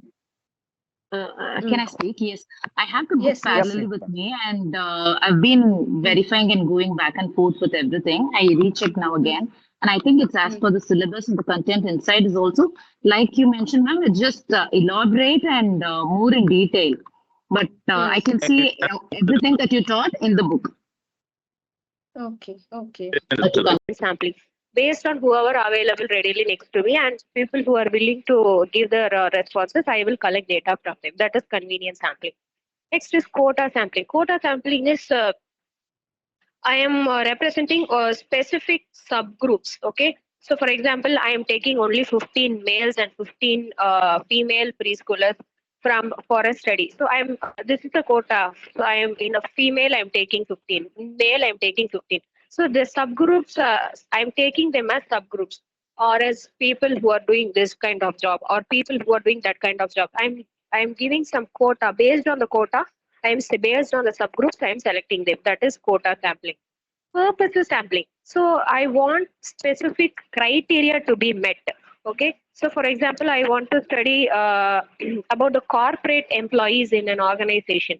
So how is their mental health? How is their psychological well-being? So purposively, I want to study only that group. For example, if I want to study about high school students, purposively I am taking the high school students because they face board exams. So that I am selecting them based on the specific criteria or specific characteristics. Then it's known as purposive sampling. Next is snowball sampling. Snowball sampling is actually about I I do not know all of the. So suppose I am taking any research on cancer patients. I do not know all the cancer patients. What I will do is I will give one questionnaire to the person I know. I will ask them to give the questionnaires to the person they know who are coming for cancer treatment. So like this, with the person I know, I ask them to circulate the sheets or the questionnaires. So with this, I collect the sample. So from one person to the other person, from one person to the other person, like snowball, it's getting larger and larger. So I will collect responses from each people. So that is this is the snowball sampling. If the population is not reachable. And this is probability sampling. I am giving equal chance for each and every person in my population to getting included. So simple random sampling is I am picking 10 students from a class of 40 students. So for example, 40, I will put a chit from 1 to 40. From that 1 to 40, every student will pick chits. So I will select only 10 people. So I'm including everyone to get the chance of getting selected. That is simple random sampling. Systematic sampling is I am taking every nth individual after a random start. That is, in a class of 100 student, so I should get 25 participants. So from that, I am taking every fourth participant. So everyone is getting a chance to being selected. So that is systematic sampling. Or if there are 10 houses, I am picking every second house in the street. So from there, I get the samples. So like that, every nth individual or every nth group I will take. That is systematic sampling. Stratified random sampling is population is divided into strata. That is a strata is just, like it's a small subgroup. Like I take female as a subgroup and male is a subgroup. So I am dividing them into a I'm strata. That is from male I'm taking 15 males and from female I'm taking 15 females. That is after dividing them into subgroups, I'm taking equal participants from each subgroups. For example, I'm dividing children, adolescent, adult, and I'm giving everyone a chance and I'm picking every 5% from the children, from the adult and also from the adolescent. That after dividing them into groups based on the similar category. So that is stratified random sampling. Now this is cluster sampling. Here what happens is I already have groups. Okay. They are in groups. So suppose I have 20 classrooms. Okay. I select only 5 classrooms and from that I actually survey all the persons from the cluster. That is known as cluster sampling. If you are doing any researches on schools, then this cluster sampling is one thing. That is, they are already in groups I'm picking one group from the lot of groups, and I'm surveying or I'm taking all individuals for the study in a particular group. Proportionate stratified random sampling is um, I select from the population, I select females and males randomly.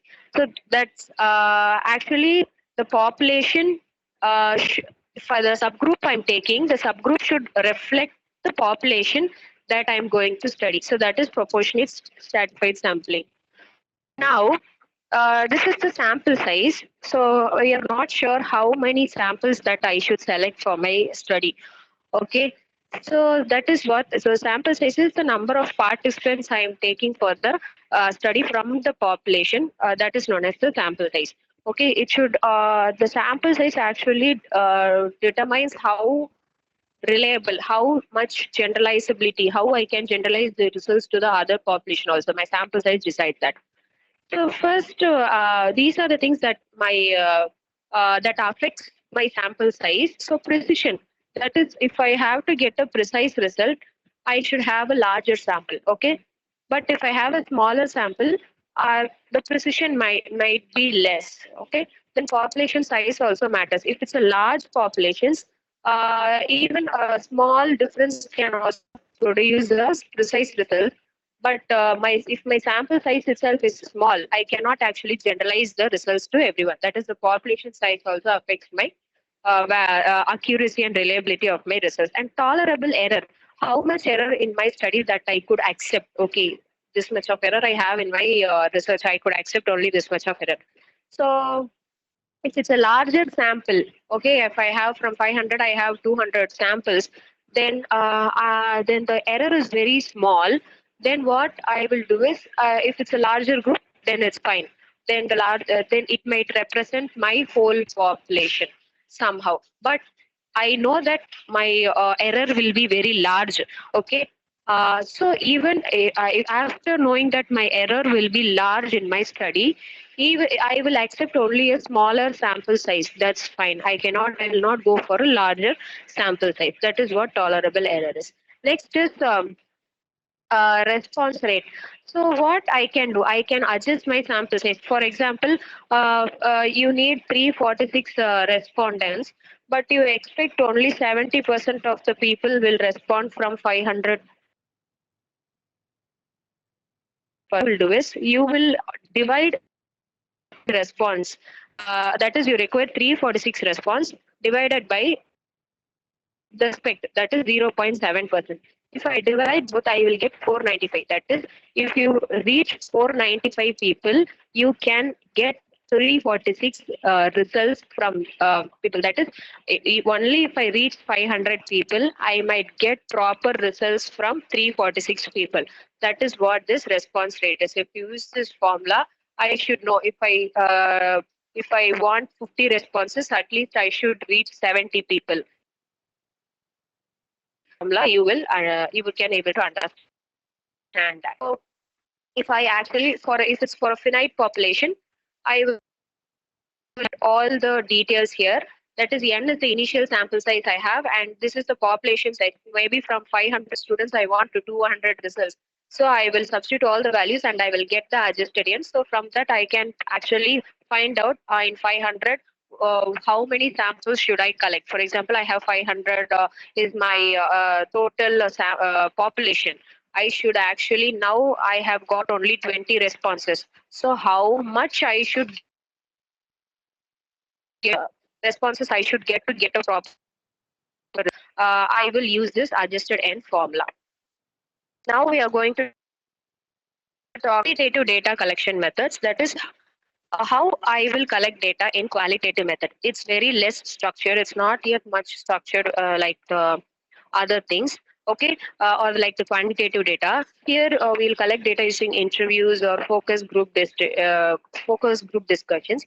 So I cannot actually like the quantitative data. I might not able to generalize this kind of results to all specific population. It's more time when compared to quantitative, because in will questionnaires will enter in SPSS, we will get the results, but it takes compared to the quantitative results. So in which of the methods that I can collect the data? First one is life histories.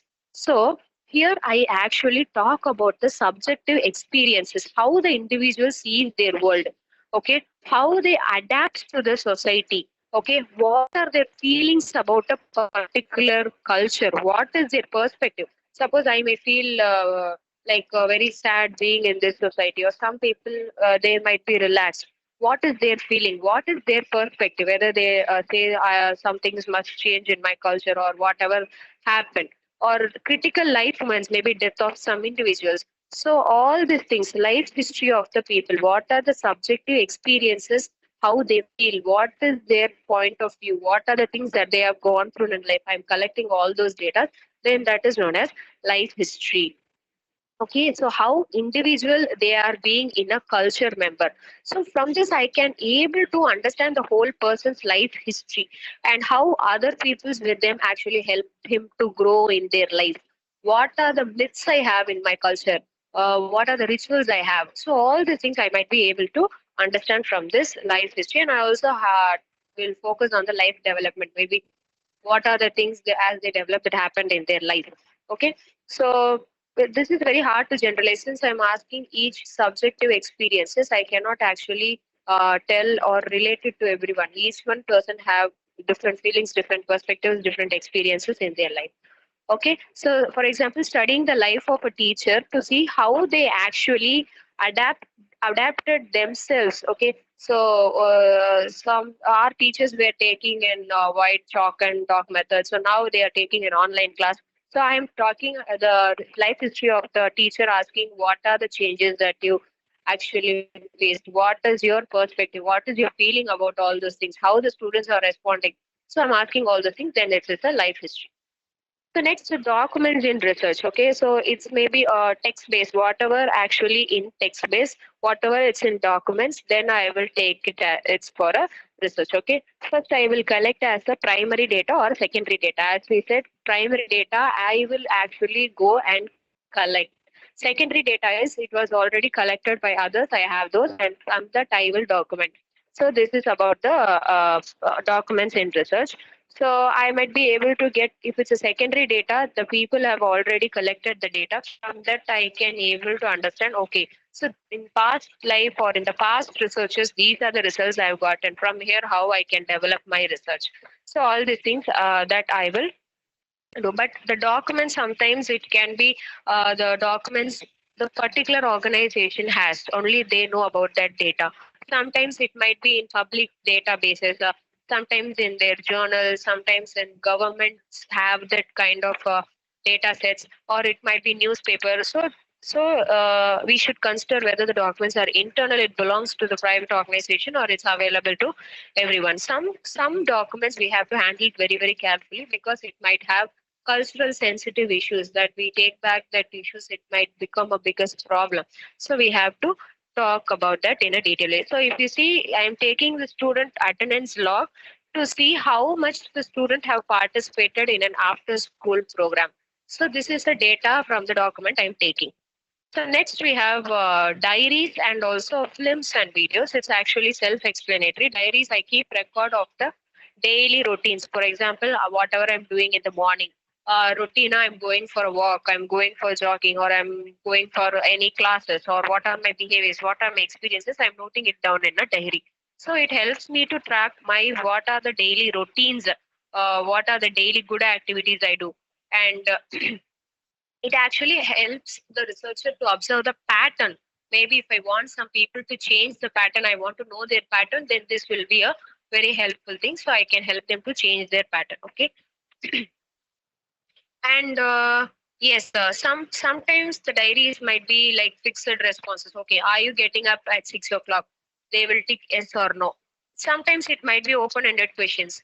Okay, for example, I will ask them, write about your experience for a day. What are the emotions that you felt for the day? So like that, I can ask them to write, or what are your routines? Are you following the same routine, or there is a change in routine? I am asking them to daily track all those things. So from this, I will able to actually see their daily snapshots. Okay, for example, I ask the participant to track their sleeping pattern and exercise pattern for a month.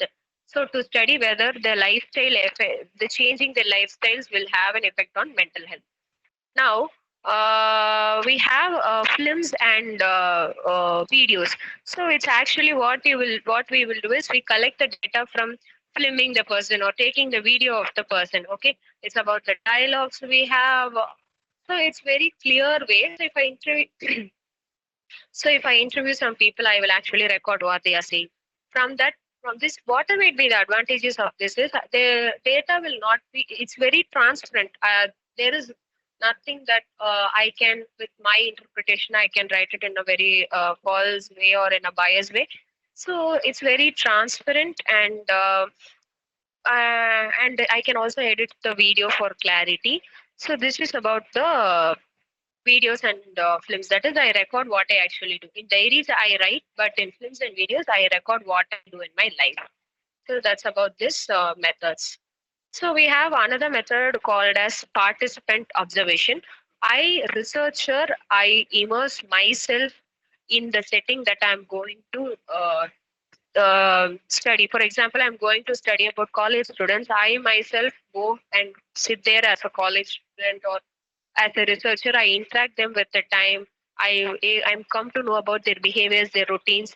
Okay, sometimes the people will not know that I am the person or a researcher. Sometimes I will actually I will not go and mingle fully, but I will play only the role of an observer. So what I should do is what people actually do and what they say they do. They will say something, I will be like this. But whatever they are saying, are they doing it in a same way? So what are the real world practices? They say I will not say any lies, but if as a parent I'm seeing whether is that true or they are lying in their real life. So this is what about this participant observation is. So for example, a researcher observes nurses in a hospital. Not just they will say this is the protocol that we are following. So I'm whether they are following the protocols that they have mentioned in the diary. That's what participant observation is. Next, we have focus groups and interviews. So in focus groups, what I will do is it's like one person or a moderator or it's like a lot of people will be there. A small set of people, like maybe 8 to 12 members in that group. A moderator will be there. We will ask questions about a particular topic. So maybe, for example, what are the challenges that you face in the diet management? Okay, the dietitian told you to change your diet, but what are the challenges that you face in changing your diet? I will ask them. So now they will give the responses. Okay, I will ask about their attitudes. I will ask about their experiences in changing the diet and how they see the changing in diet, whether it's a good or bad. So I will ask all those things to them. And but the one negative thing is about that some people will not actually come up voluntarily. Some people may think this is if their opinion changes from or it's opinions contradictory from others' opinion, they might not open up. So these are the drawbacks from the focus group interviews. So are you all with me? Yes, ma'am. Yes, ma'am. Yes. So now we have interviews. So it's also a way of collecting the data. So I just have questions. So we have unstructured and semi-structured interviews. If I ask a structured questions, then it becomes quantitative. That is already I have formed. But in qualitative, the interviews will be unstructured or semi-structured. What I will do is I will have a conversation with the participants and allow themselves to express freely. That is unstructured is actually from the answers they are saying, I will build questions on the spot. That is unstructured.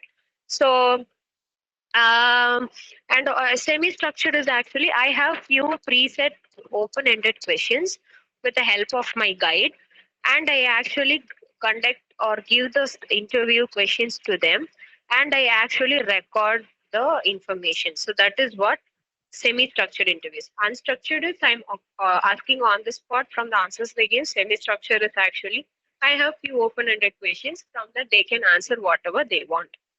This is what about interview is. Now, last topic for this unit is case study method. So in this case study, I might study in depth about the person or about a group or about any situation that happened to see what actually really happened there. So we have different types of case studies here. Particularistic is I'm focusing particularly about any individual or about any group or about any event. For example, a classroom of low achieving students. Okay, that's a group. I'm observing the group. I'm taking case study of the group to see what are the things or what are the teaching methods that I can give. What are the things that they lack. So I'm having a holistic and in-depth study about that particular group. Descriptive. So describes what might be the complexity of that situation. For example, I introduce any new implements or any new policies in school. I will describe what complexity that situation has or what are the factors that influencing with um, to not influencing me to actually follow that policy. Heuristic is it explains the reason behind the problems. Why? Okay, I am teaching any new methods now. I will see why my teaching method failed. So I will do a deep case study about that situation. So this all comes these are the types of case study. So, but I cannot actually generalize because in case study, each situation might be different, each person might be different. I cannot generalize it. Can have a bias. The researcher might leave out some reasons, or if they think that this is not the time to include all those things, that researcher bias might also affect the results of the study.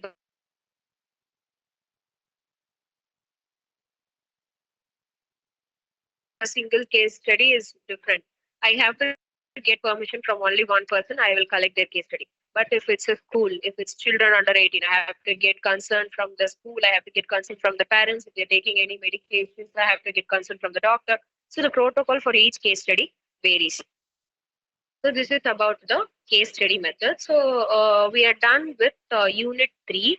So far what we have saw in unit 3 is about the sampling methods, non-probability sampling, what are the types of those, probability sampling methods and what are the types that comes under this, and sample size, how I will select the sample size, what factors affects my sample size, and in qualitative methods, how can I collect the data? I can collect data using life histories, the life history of a person, documents using diaries, the daily note, whatever the daily noting, films and videos, photographs also they can.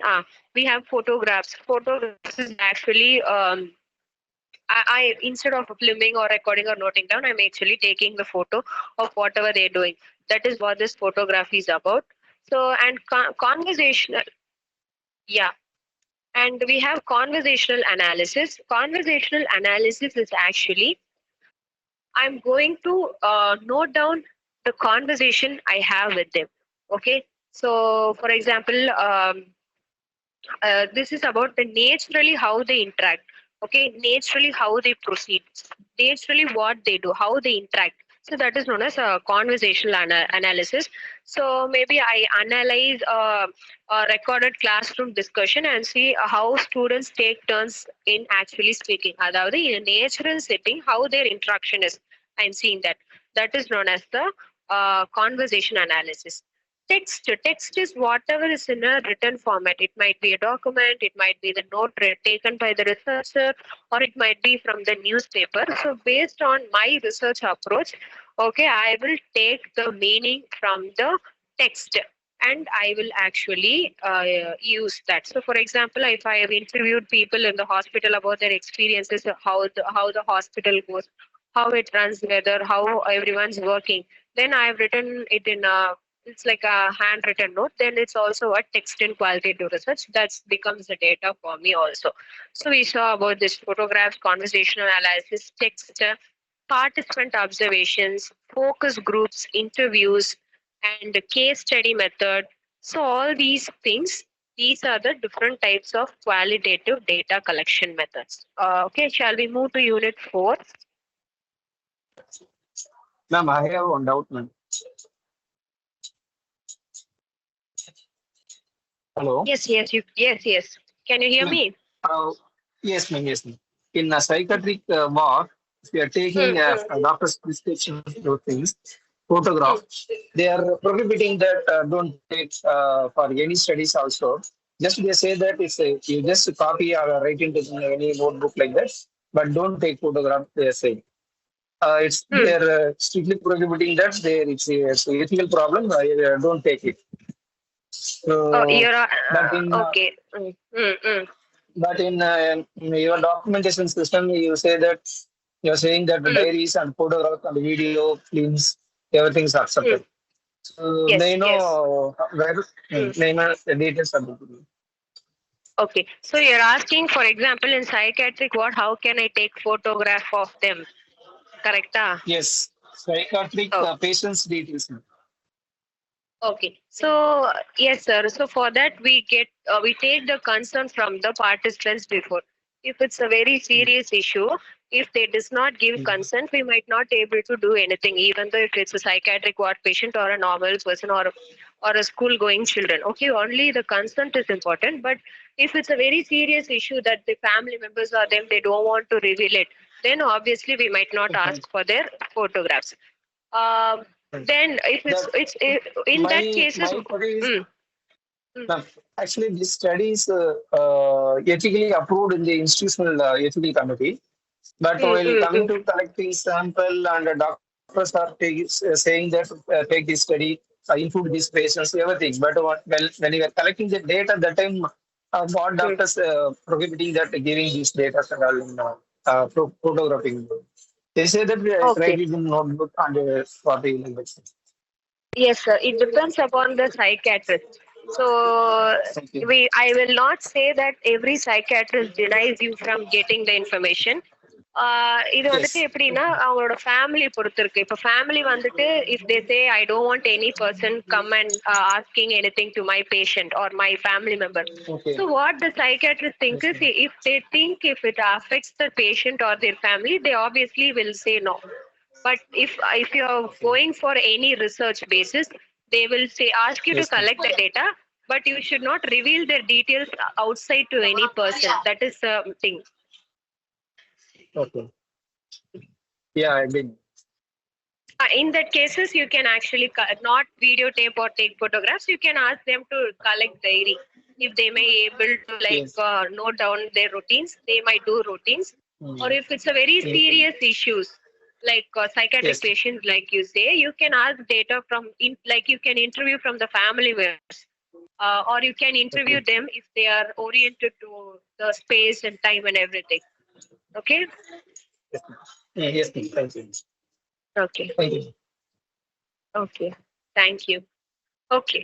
So, okay, we'll move to unit 4. Thank you, doctor. Okay. We'll move to unit 4. This is about quantitative analysis. So, how I will use my data I collected quantitatively, how I will put in SPSS, what are the methods that I will actually use to come to a result. That is what this quantitative analysis is about. That is, I collected the data. Now I am going to put it in a statistical way. So that is what this quantitative analysis is about. So we have two things. One is parametric statistics. Another one is non-parametric statistics. So we have criteria. Okay. For parametric statistics, we have certain criteria. If I do not meet that criteria, I automatically fall in non-parametric criteria pattern. Okay. So these are some of the statistics that we follow in parametric statistics. We will see one by one what that is. Okay. So this is one way. In first parametric statistics, we have this one-way ANOVA. One-way ANOVA is actually I'm going to see whether there are a difference between mean. So the average of the two or more independent groups. Okay. For example, my dependent variable is anxiety. Okay. So I have 3 different colleges. So I'm going to see whether the students from 3 different colleges have different anxiety rates. So this is that one-way ANOVA. That is in this independent variable, I have 3 groups, right? Maybe one college from Chennai, one college from the other district, and the other college from other state. So I have to have 3 different independent variable, and I'm going to see whether that independent variable has an effect on my dependent variable. Then that is one-way ANOVA.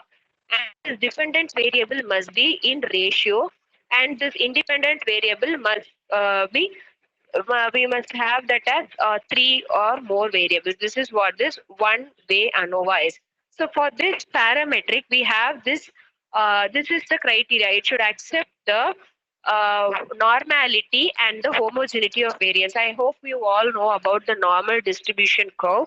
So all the data should be normally distributed, that is normality, and all the data should be from equal distance from the average and also with equal distance from each other.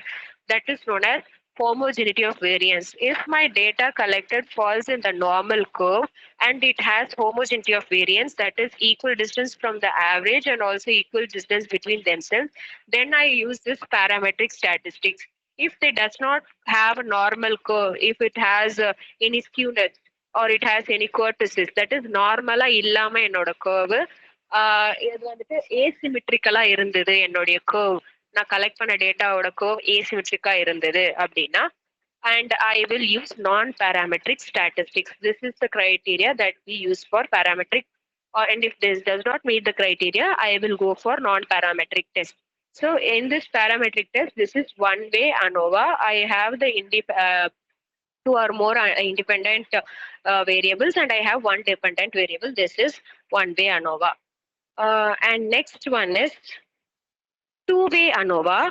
So in two-way ANOVA, what I will do is I will have two independent groups, and I mean two independent variables, and in that two independent variables I will have two groups. Okay, எனக்கு ரெண்டு independent variable இருக்கும், அந்த ரெண்டு independent வேரியபிளுக்கு கீழேயுமே ரெண்டு group இருக்கும். For example, gender is an independent variable, and the independent variable kila I have male and female two groups. Okay, and family type is an independent variable. Under that independent variable I have two groups. Okay, so this is what two-way ANOVA is. I am going to find out their interaction and mean differences, whether they have whether they have any differences between them on the adjustment they have. அதாவது நான் ஜெண்டர்ல ஃபீமேலா இருந்து நான் nuclear ஃபேமிலியில இருந்தேன்னா என்னோட adjustment எப்படி இருக்கு, ஒரு ஃபீமேலா இருந்து ஜாயிண்ட் ஃபேமிலியில இருந்தேன்னா என்னோட அட்ஜஸ்ட்மெண்ட் எப்படி இருக்கு, நான் மேலா இருந்து நியூக்ளியர் ஃபேமிலியில இருந்தா என்னோட அட்ஜஸ்ட்மெண்ட் எப்படி இருக்கு, நான் மேலா இருந்து ஜாயிண்ட் ஃபேமிலியில இருந்தா என்னுடைய அட்ஜஸ்ட்மெண்ட் எப்படி இருக்கு அப்படின்னு தெரிஞ்சுக்கிறதுக்காக நான் பண்றதுதான் இந்த two-way ANOVA. That is, I have one dependent variable and two independent variable, and I have two group under the two independent variable. This is known as a two-way ANOVA.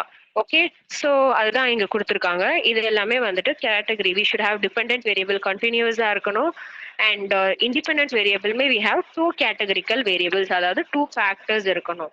Okay, and normality and homogeneity of variance accept பண்ணியிருந்தாதான் we will use this two-way ANOVA. That is the parametric statistic. Now we have two kinds of t-test. One is independent t-test and another one is paired t-test அப்படின்னு சொல்லுவாங்க. ஓகேவா, this is independent t-test. independent t-test அப்படின்னா என்னன்னா, ரெண்டு குரூப்க்கும் ஒரு விஷயத்துல நான் difference கண்டுபிடிக்கிறேன்னா that is known as t-test. For example, in these are two groups, boys one group, girls one group. I am going to see their difference between the IQ levels, then that I will use t-test. Or if I'm going to see this difference, அதாவது மேலுக்கும் ஃபீமேலுக்கும் stress levels எவ்வளோ இருக்கு, மேலுக்கும் ஃபீமேலுக்கும் happiness எவ்வளோ இருக்கு, மேலுக்கும் ஃபீமேலுக்கும் anxiety எப்படி இருக்கு, ஒரு வேற ஏதாவது டூ குரூப்ஸ் கவர்மெண்ட் ஜாப்ல இருக்கவனுக்கும் பிரைவேட் ஜாப்ல இருக்கவனுக்கும் ஸ்ட்ரெஸ் லெவல் எப்படி இருக்கு. ஸோ அந்த மாதிரி டூ குரூப்ஸ், எனி டூ குரூப்ஸ்குள்ள ஒரு பர்டிகுலர் கிரைட்டீரியால I have to find the difference அப்படின்னா then they will use the t-test. Okay, so independent variable ரெண்டு குரூப் இருக்கணும், அதாவது male female, boys girls, private employee government employee, அந்த மாதிரி இருக்கு. and I'm going to find the difference between them அப்படின்னா that I will use the t-test. Okay, now next I have this paired t-test. paired t-test அப்படின்னா என்னன்னா, for example, I am giving some interventions to people. Okay, or a relaxation training mari I am giving to particular people, particular kind of people. So I am taking the course before I give intervention, and I am taking this course after I give the intervention. So now I compare the pre-test results with the post-test results. அப்போ நான் என்ன data use பண்ணுவேன்னா paired t-test use பண்ணுவேன். That is, நான் intervention கொடுக்கறதுக்கு முன்னாடி அவனுக்கு இருந்த ஸ்கோரும் இன்டர்வென்ஷன் கொடுத்ததுக்கு அப்புறம் அவனுக்கு இருக்க ஸ்கோரும் நான் கம்பேர் பண்றேன். I compare the scores before and after the intervention. Then I use this paired t test. இதை வச்சு அந்த ஸ்கோர்ஸ் கம்பேர் பண்ணி நம்ம வந்துட்டு எஃபெக்ட் சைஸ்னு ஒன்று இருக்கும், அதை வச்சுட்டு இருக்கா இல்லையா எஃபெக்ட் அப்படின்றத we will see. Okay, next we have other two methods. Okay, one is Pearson product moment correlation and another one is regression. Okay, Pearson product moment correlation என்னன்னு தெரியும் நமக்கு. So we will find the relationship between two variables, that is Pearson product moment correlation, and it's actually measuring strength. எவ்வளவு strength இருக்கு அவங்களோட relationship ரெண்டு variablesக்கு நடுவுல அப்படின்னு பார்க்கறதா this Pearson product moment correlation. So we denote it with a value, I mean the letter R. So this is known as the Pearson correlation coefficient. And the R value எப்படி இருக்கணும் அப்படின்னு பார்த்தோம்னா +1 to -1. It should fall from +1 to -1. So if I say the value is 0, R value is 0, then I will say there is no relationship between the two variables. Okay, but if அந்த value வந்துட்டு 0 விட அதிகமா பாசிட்டிவ்ல இருந்தது, that is +0.5, +0.68, +0.9 அந்த மாதிரி இருந்தது அப்படின்னா I will say that one variable increases, the other variable also increases. இப்ப அதே value if it's negative, that is below 0, okay, and I will say that one variable increases and the other variable also increases, but it have a negative relationship because it's -0.6, -0.4, -0.3. So this is how I will say if it's a positive +0.6 இருந்ததுன்னா it's a positive correlation. அதுவே +1 கிட்ட இருந்தது 0.9 கிட்ட இருந்ததுன்னா perfectly positive correlation. So அந்த மாதிரி with the values falling from -1 to +1, I will tell them whether it's correlated strongly or அதாவது in a positive correlation, negative correlation, or it's zero correlation அப்படின்னு நான் சொல்லுவேன் between the two variables. Okay, if on the SPSS if I go select the correlation, correlate பண்ணனும் ஆப்ஷனை நான் click பண்ணாலே that will give the R value. So from that R value I will say அது வந்துட்டு positive correlation or negative correlation அப்படின்றது. Okay, so this is regression. So regression is actually what I'm going to actually predict. Okay, அவங்களோட ரெண்டு பேருக்கும் இருக்க relationship என்ன, அந்த நான் if I change the independent variable, what happens to my dependent variable நான் predict பண்றது தான் regression அப்படின்னு சொல்றாங்க. Okay, so this is one advanced analysis. Okay, so for example if you see we have two types of regression. One is linear regression, next one is multiple regression. It's not linear, it's multiple regression. So linear regression I have one independent variable and one dependent variable. நான் இந்த one independent variable இந்த dependent variable predict பண்ணுதா அப்படின்னு பார்த்தா then it's linear regression. That is I am predicting the exam scores of an individual based on the number of hours I studied. For example, if I say நான் 6 hours படிக்கிறேன் நான் 90 marks வாங்குவேன்.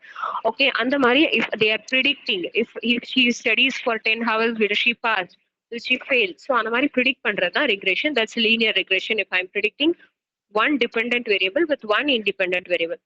But if I have two or more independent variables, அதை வச்சு நான் என்னோட dependent variable predict பண்றேன். அதாவது என்னோட எக்ஸாம் ஸ்கோர் நான் எவ்வளவு நேரம் படிக்கிறேன் அப்படின்றது மட்டும் இல்லாம I'll consider my attendance and how many hours I sleep also I take into consideration.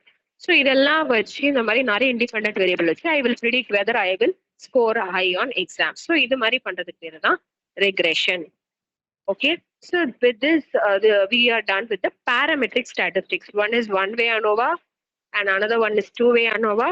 Next is t-test, paired t-test, Pearson product moment correlation and regression. Okay, is that clear? Ma'am, one more doubt, ma'am. Pearson correlation you said, ma'am. What about Peterson something is there, ma'am? T-test, this is Peterson t-test. correlation.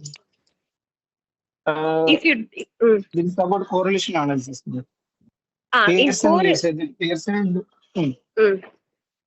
when you do Peterson correlation, after doing correlation you will find the t-test. இது ரெண்டுமே ஒரே டெஸ்ட்ல most probably we will do. For example, if I am going to find the relationship between stress and happiness in college students, அப்படின்னா I will do correlation. What I am asking in correlation analysis, like Pearson, one more analysis is there. So may you know the Peterson analysis, the descriptions of how It's it vary from Spearman's. Pearson It's analysis. Spearman's, right? Yes. That we'll Yes, see in the ma'am. next slide. Next slide, we'll going to Yes, that we'll see non-parametric test. Whatever we saw non-parametric. now Okay, in okay. whatever we It's saw in the in parametric. parametric Yeah. test, Yes, yes, yes. the variant of we'll see in non-parametric. Okay. Yes. Okay, ma'am. Thank you. Madam, will you please explain once again that regression, madam, please? I'm not understand that. Okay, ma'am. So regression அப்படின்றது I'll say in Tamil or English. Okay, so regression is actually I'm going to determine how my independent variable with this madam. Tamil கூட சொல்லுங்க madam. No issue. சரி, okay. So regression அப்படின்றது நான் ஒரு independent variable வச்சு அந்த independent வேரியபிள்னால ஃபியூச்சர்ல எனக்கு என்ன வரும் அப்படின்னு நான் ப்ரிடிக்ட் பண்றது அப்படின்னு நான் கண்டுபிடிக்கிறது தான் ரிக்ரெஷன். ஓகேவா? ஸோ ஃபார் எக்ஸாம்பிள் நான் வந்துட்டு இவ்வளவு நேரத்துக்கு படிக்கிறேன், 6 மணி நேரத்துக்கு நான் படிக்கிறேன் அப்படின்றது இண்டிபெண்டன்ட் வேரியபிள். நான் அந்த 6 மணி நேரம் படிக்கிறேன் அப்படின்றத வச்சுட்டு நான் என்னோட எக்ஸாம் ஸ்கோர் எப்படி இருக்கும்னு நான் ஃபியூச்சர்ல சொல்றது. நான் இப்ப சொல்லுவேன், நான் வந்துட்டு ஒரு நாள் ஃபுல்லா படிச்சேன் நான் பாஸ் ஆயிடுவேன், ஒரு நாள் ஃபுல்லா படிச்சேன் நான் ஃபெயில் ஆயிடுவேன் அப்படின்றது. சோ இதை நான் வந்துட்டு SPSSல போடுறேன். அதுக்கு பேரு லீனியர் ரெக்ரெஷன் சொல்லுவாங்க. அதாவது ஒரே ஒரு விஷயத்த மட்டும் வச்சு நான் என்னோட எக்ஸாம் ஸ்கோரை சொல்றது லீனியர் ரெக்ரெஷன். பட் ஆனா வந்துட்டு 2-3 விஷயத்த வச்சு நான் வந்து எக்ஸாம் ஸ்கோரை பத்தி சொல்றது மல்டிபிள் ரெக்ரெஷன். அதாவது ஒரு விஷயத்த வச்சு நான் ஃபியூச்சர்ல என்ன நடக்க போகுதுன்னு நான் ஒரு கணிக்கிறேன் இல்லையா, அதுதான் வந்துட்டு இந்த ரெக்ரெஷன். என்னோட எக்ஸாம் நான் இவ்வளவு நேரம் படிச்சேன், நான் வந்துட்டு நல்ல மார்க் எடுப்பேன், இதை நான் கணிக்கிறேன் ஃபியூச்சர்ல என்ன நடக்கும் அப்படின்றது, அதுதான் ரெக்ரெஷன். இப்ப அதே மாதிரி நான் வந்துட்டு இது வந்து லீனியர் ரெக்ரெஷன். பட் அதுவே ஒரே ஒரு விஷயம் இல்லாம நிறைய விஷயத்த நான் வச்சிருக்கேன். நான் எவ்வளவு நேரம் படிக்கிறேன், எவ்வளவு நேரம் நான் தூங்குறேன், ஓகேவா, எனக்கு எவ்வளவு அட்டெண்டன்ஸ் இருக்கு, இதெல்லாம் வச்சு என்னுடைய எக்ஸாம் ஸ்கோர் எப்படி இருக்கும், நான் பாஸ் ஆவேனா ஃபெயில் ஆவேனா, நிறைய மார்க் எடுக்கணும் அப்படின்னு நான் கணிக்கிறேன் இல்லையா, ஃபியூச்சர்ல என்ன வரும் அப்படின்றத. ஸோ அதுதான் வந்துட்டு மல்டிபிள் ரெக்ரெஷன். ஸோ இப்போ ஒரு வேரியபிளை வச்சு பண்ணாது லீனியர் ரெக்ரெஷன், 2-3 விஷயத்த வச்சு நான் ஃபியூச்சர்ல என்ன நடக்குதுன்னு கணிச்சா அது வந்துட்டு மல்டிபிள் ரெக்ரெஷன். புரிஞ்சுதா? புரிஞ்சுது மேடம். Thank you. Okay.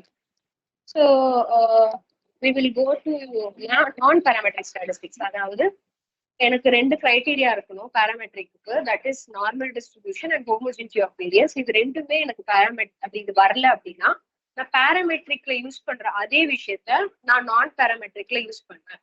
ஓகேவா? ஸோ அண்ட் அது மட்டும் இல்லாம என்னோட சாம்பிள் சைஸ் 30க்கு கீழே இருக்கு அப்படின்னா ஐ வில் யூஸ் திஸ் நான் parametric. என்னோட சாம்பிள் சைஸ் ரொம்ப கம்மியா இருக்கு, 30 கீழே இருக்கு அப்படின்னா ஐ வில் யூஸ் திஸ் நான் parametric statistics. ஓகே, ஸோ அதுல ஃபர்ஸ்ட் ஒன் வந்துட்டு பார்த்தோம் அப்படின்னா வில்காக்சன் டெஸ்ட் அப்படின்னு சொல்லுவாங்க. வில்காக்சன் டெஸ்ட் வந்துட்டு நம்ம parametricல பார்த்த paired t டெஸ்டோடைய ஒரு வேரியன்ட் இங்க வில் யூஸ் இன் நான் parametric. அங்க நான் வில்காக்சன் தான் யூஸ் பண்ணணும், ஆனா எனக்கு வந்துட்டு டேட்டா நார்மலா டிஸ்ட்ரிபியூட் ஆகல, அதனால நான் வந்துட்டு அங்க இருக்கிற அந்த paired t டெஸ்ட்டுக்கு பதிலா நான் இங்க வில்காக்சன் யூஸ் பண்றேன்.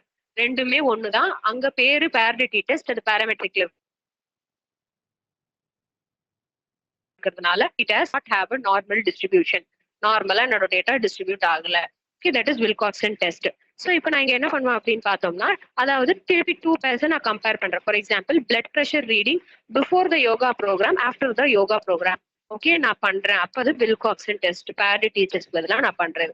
Next I have this Mann Whitney U test. T டெஸ்ட்டுக்கு பதிலாக I do this. Okay, I have 2 independent groups and I have a dependent variable. Okay, நான் வந்துட்டு என்ன பண்றேன் அப்படின்னு பார்த்தோம்னா, ஃபார் எக்ஸாம்பிள் ஒரு சேலரி இருக்கு, அவனுடைய எஜுகேஷன் பொறுத்து, அவனுடைய ஹை ஸ்கூல்ல படிச்சான், அவனோட யூனிவர்சிட்டியில படிச்சான், அதை பொறுத்து நான் என்னோட சேலரி டிஃபர் ஆகுதா. லைக் டி டெஸ்ட் நான் சொன்ன மாதிரி 2 குரூப்க்கு டிஃபரன்ஸ் கண்டுபிடிக்கிறோம். ஒரு மேல் ஃபீமேலுக்கு ஸ்ட்ரெஸ் எவ்வளவு இருக்கு, ஒரு மேல் ஃபீமேலுக்கு சேலரி எவ்வளவு இருக்கு, அந்த மாதிரி நான் 2 குரூப்புக்குள்ள டிஃபரன்ஸ் நான் parametricல பண்ணேன்னா அது டி டெஸ்ட், இங்க பண்ண அப்படின்னா அது மேன் விட்னி யூ டெஸ்ட் அப்படின்னு சொல்றாங்க. ஓகேவா? So this is about the Mann-Whitney U test, independent t test. இது ஒரு alternative. Crucial-Wallis H test அப்படின்னு ஒரு டெஸ்ட் இருக்கு. இது what they will do is இது one way ANOVAக்கு பதில் நம்ம பண்றது. So we have 2 or more groups of independent variable. அதே மாதிரி தான். So இப்போ இங்க பாத்தீங்கன்னா we have independent variable, socio-economic status. 3 socio-economic status இருக்கு, low, medium, high அப்படின்னு சொல்லிட்டு. அது ஒரு இண்டிபெண்டன்ட் வேரியபிள். இண்டிபெண்டன்ட் வேரியபிள் கீழே I have 3 different groups. Okay, and on the 3 different groupsனால whether it has an effect on my dependent variable, that is depression. நான் low socioeconomic statusல இருக்கறனால என் depression எப்படி இருக்கு, மீடியம்ல இருக்கறனால என் depression எப்படி இருக்கு, ஹைல இருக்கறனால என் depression rate எப்படி இருக்கு அப்படின்னு சொல்லிட்டு in parametric I do it as one way ANOVA, but here if it's non-parametric I will do it as a Kushal-Wallis test அப்படின்னு சொல்லிட்டு சொல்றாங்க. ஸோ இதுக்கு அந்த ஃபார்முலா யூஸ் பண்ணுவாங்க. இந்த ஃபார்முலா நமக்கு தேவை கிடையாது. இட்ஸ் ஜஸ்ட் சும்மா ஒரு பேசிக் அண்டர்ஸ்டாண்டிங்காக. This is Kushal-Wallis test. Next வந்துட்டு ஃப்ரைட்மேன் டெஸ்ட் அப்படின்னு சொல்லிட்டு ஒன்று இருக்கு. பட் இதுவுமே ஒன் வே அனோவாக்கு பதில் யூஸ் பண்ணுவாங்க. எங்க யூஸ் பண்ணுவாங்க அப்படின்னா this Friedman test is used if we want to rank give ranks for the measurements we have. Okay, for example socio-economic status அதே வந்து நான் low medium high 1 2 3 அப்படின்னு rank பண்றேன் அப்படின்னா I will use this Friedman test. So if you see students வந்து 4 பேர் இருக்காங்க ஒரு கிளாஸ்ல, அவங்களுடைய ரேங்க் வந்துட்டு நான் வந்து I am giving them rank 1னா lowest 3னா highest அப்படின்ற ஒரு விஷயம். ஓகேவா? So I am actually இது 3 டீச்சிங் மெத்தட்ல நான் பாக்குறேன். 3 டீச்சிங் மெத்தட்ல டீச் பண்ணா அவங்களுடைய ரேங்க் எவ்வளவு இருக்கு அப்படின்னு. ஸோ அப்போ ஸ்டூடெண்ட் 1 A டீச்சிங் மெத்தட் அப்போ he has 2, B teaching method அப்போ அவனுக்கு வந்துட்டு 3வது ரேங்க் எடுக்கிறான், அண்ட் மெத்தட் C டீச்சிங் அப்போ he scores first rank. So இப்போ நான் என்ன பண்றேன் அப்படின்னு பார்த்தோம்னா இந்த மெத்தட் ஏல இருக்க எல்லா ரேங்க், மெத்தட் B ல இருக்க எல்லா ரேங்க், மெத்தட் C ல இருக்க எல்லா ரேங்கையுமே வந்துட்டு I am going to add and I am going to substitute in that formula. இதை வச்சு நான் வந்துட்டு என்ன பண்ணுவேன் அப்படின்னு பார்த்தோம்னா எப்படி வந்துட்டு அவனுடைய ரேங்க் நான் ரேங்க் பண்றதுக்கு இட் வில் பி ஹெல்ப்ஃபுல். யாரு ஹையஸ்ட் யாரு லோவஸ்ட் அப்படின்னு சொல்றதுக்கு இட் வில் பி ஹெல்ப்ஃபுல். அதாவது நான் அந்த 3 குரூப்புக்குள்ள இருக்க டிஃபரன்ஸ் மட்டும் பார்க்காம அந்த 3 குரூப்ல யார் ஹையஸ்ட் யார் லோவஸ்ட் அப்படின்றதுமே நான் கால்குலேட் பண்றேன். அது பேர் தான் வந்துட்டு ஃப்ரைட்மேன் டெஸ்ட் அப்படின்னு சொல்லிட்டு சொல்றேன். Okay, now we have 2 other tests which is chi-square test and Spearman's rank order correlation. So இந்த ஸ்பியர்மேன்ஸ் ரேங்க் ஆர்டர் கோரிலேஷன் தான் நம்ம அங்க பார்த்த பியர்சன் ப்ராடக்ட் மூமெண்ட் கோரிலேஷனோட நான் பேராமெட்ரிக் டெஸ்ட். அதே தான் நான் வந்து 2 வேரியபிளுக்கு நடுவில் I am finding the correlation அப்படின்னா அது பேராமெட்ரிக் ஹோமோஜ் நார்மலா டிஸ்ட்ரிபியூட் ஆயிருக்குன்னா நான் Pearson product moment correlation use பண்ணுவேன். இப்போ நான் அதே 2 வேரியபிளுக்கு நடுவில் ஐ எம் சி கோரிலேஷன் அப்படின்னா if it's not normally distributed I will use this Spearman rank order correlation. Okay, someone is speaking.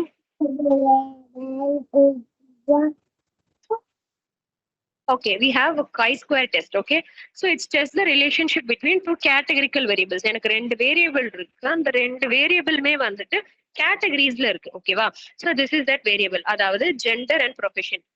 இந்த ஜெண்டர் கீழேயுமே I have categories, male female அப்படின்றது. ப்ரொஃபஷன் கீழேயுமே ஐ ஹாவ் கேட்டகரிஸ். ஸோ இப்போ நான் இதை வச்சு என்ன கண்டுபிடிப்பேன் அப்படின்னா டாக்டர்ஸ் வந்துட்டு மேல்ல அதிகமா இருக்காங்களா ஃபீமேல்ல அதிகமா இருக்காங்களா, ஒரு நர்ஸ் வந்துட்டு மேல்ல அதிகமா இருக்காங்களா ஃபீமேல்ல அதிகமா இருக்காங்களா, சர்ஜியன் மேல்ல அதிகமா இருக்காங்களா ஃபீமேல்ல அதிகமா இருக்காங்களா அப்படின்னு சொல்லிட்டு ஐ am going to find the relationship between 2 categorical variables. ஏன் இது categorical variables சொல்றோம்னா அது கீழே it has categories, male female doctor nurse surgeon, it has categories. I'm going to find the relationship between 2 categorical variables, then this is a chi-square test அப்படின்னு சொல்லுவாங்க. Okay, so we are done with unit 4. Do you have any doubts? This is about the non-parametric and parametric tests. So we move to unit 5.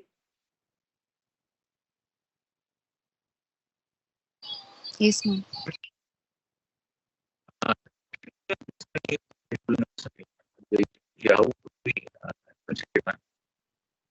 Someone speaking? Okay. Madam, madam, one doubt, madam. சொல்லுங்க. எனக்கு madam parametric and not parametric சொன்னீங்க madam. ஆமா ஆமா. எந்த இதுல வந்து எத்தனை வந்து எதுக்கு மேல போனா பேராமெட்ரிக் வருவாங்க, நான் பேராமெட்ரிக் எதுக்குள்ள வந்த பார்ட்டிசிபென்ட்ஸ் வந்தா நாட் பேராமெட்ரிக்? 30க்கு மேல இருந்தாங்கன்னா பேராமெட்ரிக் யூஸ் பண்ணுவோம், 30க்கு கீழ இருந்தாங்கன்னா நான் பேராமெட்ரிக் யூஸ் பண்ணுவோம். சாம்பிள் சைஸ் சொல்றீங்களா மேடம்? ஆமா ஆமா, சாம்பிள் சைஸ். ஓகே ஓகே, நான் பேராமெட்ரிக்னா உங்களுக்கு லார்ஜ் சைஸ் சாம்பிளா இருந்தா நான் பேராமெட்ரிக் போயிருந்தோமா மேடம்? இல்ல மாத்தி சொல்றீங்க. நிறைய சாம்பிள் இருந்தா பேராமெட்ரிக் யூஸ் பண்ணுவோம், 30க்கு கீழ இருந்ததுன்னா நான் பேராமெட்ரிக் யூஸ் பண்ணுவோம். Okay okay, now I understand madam. Okay, thank you madam. And also homogeneity of variance பார்க்கணும், நார்மலா டிஸ்ட்ரிபியூட் ஆயிருக்கா நார்மலா டிஸ்ட்ரிபியூட் ஆகலையா அப்படி. Okay, Okay. madam. Okay. Thank you, madam. So is someone speaking? யாரோ பேசுறீங்க, எனக்கு யாருன்னு கேட்கல. Okay. So we'll move to unit 5. It's about qualitative analysis. So இவ்வளவு நேரம் நம்ம பார்த்தது quantitative நம்பர்ஸ்ல இருந்தது அப்படின்னா நான் எப்படி அதை அனாலிசிஸ் பண்ணுவேன் அப்படி. ஸோ இங்கே வந்துட்டு நான் இப்போ இன்டர்வியூல கலெக்ட் பண்ண டேட்டாவை வச்சு நான் என்ன பண்றது, ஆர் இஃப் ஃப்ரம் டைரியில அவங்க எழுதுன டேட்டாஸ் வச்சு நான் என்ன பண்றது. So it's not in numbers, if it's in written format, ஒரு டெக்ஸ்டாவோ ஒரு டாக்குமெண்டாவோ இன்டர்வியூல நான் எழுதுனதோ அந்த மாதிரி எழுத்து வடிவத்துல இருக்கிற டெக்ஸ்ட்ல இருக்கிறதெல்லாம் how I am going to analyze it அப்படின்னு பாக்குறது தான் qualitative analysis. So we have 4 kind of analysis here. ஒன்று வந்துட்டு thematic அனாலிசிஸ்னு சொல்லுவாங்க, ஒன்று நரேட்டிவ் அனாலிசிஸ், ஒன்று discourse analysis and content analysis. ஸோ இப்போ நான் எழுத்து வடிவத்துல இருக்கிற ரிட்டன் ஃபார்ம்ல இருக்கிற டெக்ஸ்டுவல் இன்ஃபர்மேஷன்ல இருக்க எல்லா இன்ஃபர்மேஷனையுமே how I am going to analyse it. And yes, that is we are going to see. Okay. So இப்ப பார்த்தோம் அப்படின்னா கண்டென்ட் அனாலிசிஸ் அப்படின்னு சொல்றாங்க. ஸோ கண்டென்ட் அனாலிசிஸ் அப்படின்னா என்னன்னா, என்ன கண்டென்ட் அவங்க சொல்றாங்க, ஓகேவா, அவன் என்ன கண்டென்ட் பேசுறான், okay, what he speaks, that is what the content analysis. இப்போ நான் whatever I'm speaking, if you're taking notes, you're analyzing the content that I actually speaking. இவங்க என்ன கண்டென்ட் பேசுறாங்க, எது கீழே பேராமெட்ரிக் வரும், எது கீழே நான் பேராமெட்ரிக் வரும், இதெல்லாம் தான் content analysis. Okay. So I'm just seeing the communication of the people. What is the content the people produce? Okay, that is what is content analysis. நீங்க என்ன பார்க்கல, ஆனா நான் பேசுறத மட்டும் கேக்குறீங்க. That is what the content analysis is.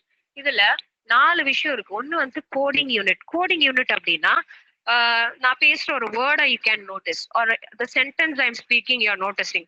Okay, or the idea I give, or the examples I give you're noticing. The story if I tell something you're noticing. அதுக்கு பேர் தான் கோடிங் யூனிட். அந்த ஒரு சின்ன விஷயம், ஒரு வேர்டா இருக்கட்டும், ஒரு சென்டென்ஸா இருக்கட்டும், ஒரு ஐடியா இருக்கட்டும், ஒரு ஸ்டோரியா இருக்கட்டும், இது ஒரு பிட்டா இருக்க அந்த ஸ்மால் பீசஸ் தான் நம்ம கோடிங் யூனிட் அப்படின்னு சொல்றோம். ஒரு வேர்டா ஒரு யூனிட், ஒரு சென்டென்ஸ் ஒரு யூனிட், ஒரு ஐடியா ஒரு யூனிட். Okay, context unit அப்படின்றது it's like the surrounding part of the content that helps you to understand the coding unit. அதாவது I'm giving you example, இல்ல, that is what the context unit is. If I just explain what is correlation or just explain what is two-way ANOVA, you might not able to understand. I'm giving you example. The context I'm providing you, the surrounding part of the content, with that context, with that example, you're going understanding something. That is what context unit is. Okay. So sampling அப்படின்றது வந்துட்டு ஒரு set of மெசேஜோ ஒரு set of கண்டென்ட்டுமே நான் வந்துட்டு large குரூப்ல இருந்து நான் எடுக்கிறேன், அதுக்கு பேரு sampling. Okay.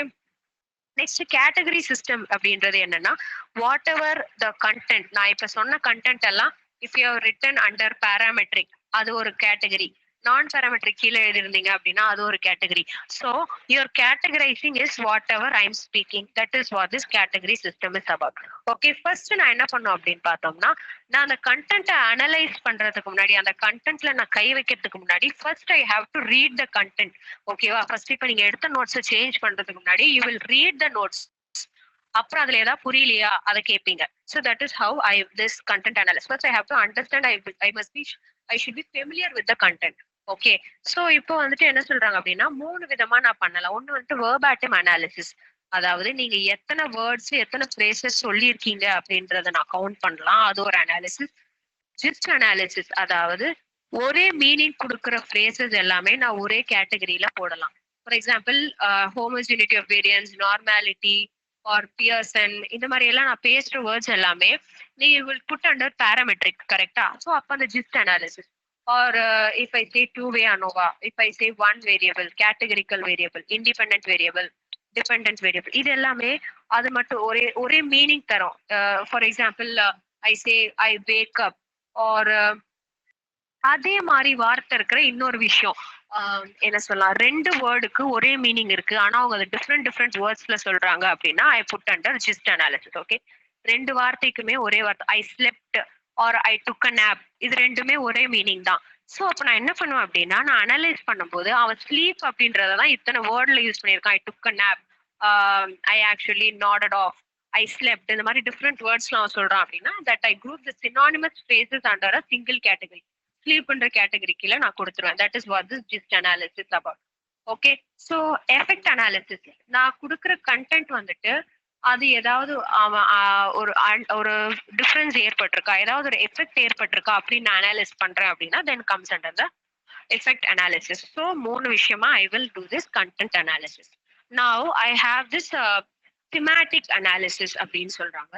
So thematic analysis அப்படின்னா என்னன்னா I'm going to find out the themes. Okay, major themes நான் கண்டுபிடிக்க போறேன். Okay, so first வந்துட்டு what I will do is transcription பண்ணுவேன். அதாவது I already நான் ஒரு இன்டர்வியூ வந்துட்டு அவங்க இன்டர்வியூ கொடுத்தது நான் ஒரு ரெக்கார்டிங்ல ரெக்கார்ட் பண்ணி வச்சுட்டேன். Okay, now with that recording I cannot do anything. நான் அந்த ரெக்கார்டிங்க ஒரு பேப்பர்ல I have to write.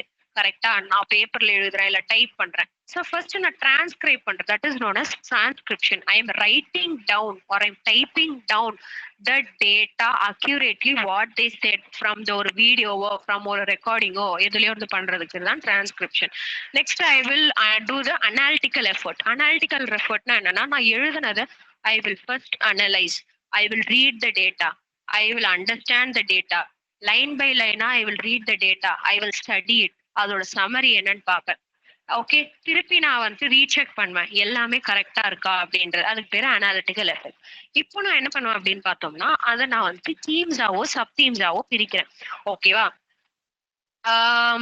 So for example இப்போ ஒரு ஆன்லைன்லயே பசங்க லேர்ன் பண்றாங்க அப்படின்னா அதை பத்தி அவங்க நிறைய விஷயம் பேசியிருப்பாங்க. அது ஒரு theme. Okay, online learning is a theme. அந்த தீம்க்கு கீழே I might have sub teams. என்னது டெக்னிக்கல் இஷ்யூஸ் நிறைய இருக்கு அப்படின்றது ஒரு சப் டீம். அந்த டெக்னிக்கல் இஷ்யூஸ்ல அவன் என்னெல்லாம் சொல்றான். டெக்னிக்கல் இஷ்யூல எனக்கு நெட் ஒழுங்கா கிடைக்கல, என்னோட கீபோர்டு ஒழுங்கா வேலை செய்யல, எனக்கு ஸ்பீக்கர் இல்ல, மைக் இல்ல, அவங்க பேசுறது எனக்கு கேட்கல. ஸோ இதெல்லாம் டெக்னிக்கல் இஷ்யூஸ் கீழே நான் எழுதும். மோட்டிவேஷன், ஆன்லைன் லேர்னிங்ன்ற தீம் கீழே மோட்டிவேஷன் இன்னொரு சப் டீம். எனக்கு மோட்டிவேஷனே இல்ல, எனக்கு புரியல, நான் ஒரு இன்ட்ரெஸ்டே வரமாட்டேன் கவனிக்க. So if they say all this things I just comes under. So அவன் சொன்ன சென்டென்ஸ் சப் டீம். இதுக்கு பேர் தான் வந்துட்டு thematic analysis. இதுதான் வந்துட்டு டீம். என்ன சொல்ல வர அதை நான் ஒரே வேர்ட்ல எழுதுறேன், அதுதான் தீம். அதுக்கு கீழே ஒரு ரெலவெண்டா என்ன சொல்லியிருக்கான். So that is what this theme is about. Okay, so yeah, this is what it's about the sophisticated version. டேட்டாவை நான் புரிஞ்சுக்கணும், இனிஷியல் கோட்ஸ் ஜென்ரேட் பண்ணணும், அந்த கோட்ஸ்ல இருந்து நான் தீம்ஸ் ஜென்ரேட் பண்ணணும், திருப்பி நான் தீம்ஸ் ரிவ்யூ பண்ணணும், அந்த தீம்ஸை நான் லேபிள் பண்ணணும், அந்த தீமை வச்சு நான் ரிப்போர்ட் எழுதணும். That's all about this. So this is about thematic analysis. Next we have narrative and discourse analysis. இது ரெண்டு இருக்கு. ஓகே, ஸோ கண்டென்ட் அனாலிசிஸ் அப்படின்றது அவன் என்ன கண்டென்ட் பேசுறான் அப்படின்றது. நரேட்டிவ் அனாலிசிஸ்ல என்ன அப்படின்னு பார்த்தோம்னா it's about the story to find things. நம்ம ஒரு ஸ்டோரி சொல்றோம். ஓகேவா? நான் பண்ற ஒரு இன்ட்ராக்ஷன்ல, நான் பண்ற ஒரு ஸ்டோரியில என்ன பீப்புள் சொல்றாங்க, what they say. And it's about, நான் கண்டென்ட் அனாலிசிஸ்ல அவன் என்ன சொல்றான்றது மட்டும் தான் பார்ப்பேன். பட் நரேட்டிவ் அனாலிசிஸ்ல I say what the people say, how they say it and how they react. அவனோட ரியாக்ஷன் எப்படி இருக்கு, சந்தோஷமா சொல்றானா, சோகமா சொல்றானா, ஸோ ஹவு தே சே, பொறுமையா சொல்றானா, சத்தமா சொல்றானா, ஸ்பீடா சொல்றானா. So I observe all these things. Then it's comes under the narrative analysis. It's about the story telling. உன்னோட கதையை, உன் வாழ்க்கை கதையை நீ ஒரு ஸ்டோரியா சொல்லு. அந்த மாதிரி ஒரு ஸ்டோரி சொல்லும் போது how they say, what they say, and what's their reaction அப்படின்னு பார்க்கறதுக்கு தான் narrative analysis. I collect by actually interviewsல நான் கலெக்ட் பண்ணலாம். ஓகே, ஸோ நான் what I concentrate is what he says. அவன் என்ன கதை சொல்றான், கண்டென்ட் என்ன, அவன் எப்படி சொல்றான், எழுந்து நின்று நேகமா நடந்து சொல்றானா, பேசி சிரிச்சு சந்தோஷமா சொல்றானா, how it say, what is the interaction between the storyteller and listener. இதெல்லாம் ஒரு விஷயம் இருக்கு. So they talks about 3 tools of narrative analysis. Path dependency, அதாவது to see whether earlier choices influence and limit their future events. நான் முன்னாடி ஒரு முடிவு எடுத்தேன், நான் தெரியாம இந்த கோர்ஸ் எடுத்துட்டேன், அதனால என்னோட ஃபியூச்சர்ல எனக்கு வேலை கிடைக்குமா கிடைக்காதா, இது மாதிரி சொல்ற கதை. பாத் டிபெண்டன்சி, அதை நோட் பண்றது. பீரியடைசேஷன், ஒரு ஒரு ஒரு விஷயத்த I break into time events. உன்னோட 1 to 10 years what happened to you, 11 to 20 yearsக்குள்ள உனக்கு என்ன நடந்தது, 20ல இருந்து 30 வயசுக்குள்ள எனக்கு என்ன நடந்தது அப்படின்னு சொல்லிட்டு I am dividing time into segments. அதுல இருந்து என்ன நடந்தது அப்படின்றது we are asking them. So அப்ப அவன் கதை மாதிரி சொல்லுவான். Historical contingency, what are the unique factors, unique events that happen to you. எனக்கு வந்துட்டு அப்போ எங்க ஃபேமிலி மெம்பர் ஒருத்தர் இறந்துட்டாரு, I don't want that content R I don't want that event to be repeated. அந்த விஷயம் எனக்கு நடக்க வேணாம். ஸோ இந்த மாதிரி 3 விதமா வந்துட்டு we will talk about the narrative analysis. Okay, so அதே இது என்ன அப்படின்னு பார்த்தோம்னா மேபி ஐ ஆஸ்க் அபவுட் நீங்க எப்படி அந்த இல்னஸ்ல இருந்து வெளியே வந்தீங்க ஓகே அப்படின்னு சொல்லிட்டு அவனுடைய ஸ்டோரியை நரேட் பண்ண சொல்லி we will ask them. So this is about the narrative analysis. Okay. Next வந்துட்டு we have discourse analysis அப்படின்னு சொல்றாங்க. ஓகேவா, discourse analysis is how people use the language. Okay, ஒரு சோஷியல் கண்டெக்ஸ்ட்ல நான் இருக்கேன். ஓகே, அந்த கண்டெக்ஸ்டுக்குள்ள நான் எப்படி நான் வந்துட்டு கம்யூனிகேட் பண்றேன், என்ன மாதிரி நான் லாங்குவேஜ் யூஸ் பண்றேன் அப்படின்றதுதான். Okay, it focuses on 2 areas. One is interpretive context. நான் சோஷியல் சுச்சுவேஷனை பார்க்குறேன், தட் இஸ் என்னுடைய if according to my age. Okay, maybe senior people இருக்காங்களா, அத்தாரிட்டி பீப்புள் இருக்காங்களா. So I should see all the social situation of the conversation. அவங்களோட power relationships எப்படி இருக்கு, அவங்க என்ன டைப் ஆஃப் செட்டிங்ல இருக்காங்க. Okay, that also comes under this. Okay, next is rhetoric discourse analysis, studies how language மத்தவனை convince பண்ற மாதிரி பேசுறானா, மத்தவனை நான் சொல்றத நீ கேட்கணும் அப்படின்ற மாதிரி பேசுறானா, whether he's persuasive or convincing. Okay, how the style he speaks. Okay, உன்னோட ஸ்டைல் என்ன, நீ எப்படி ஆர்கியூமெண்ட் பண்ற, உன்னோட கம்யூனிகேஷன் எப்படி இருக்கு. நான் சொல்றேன்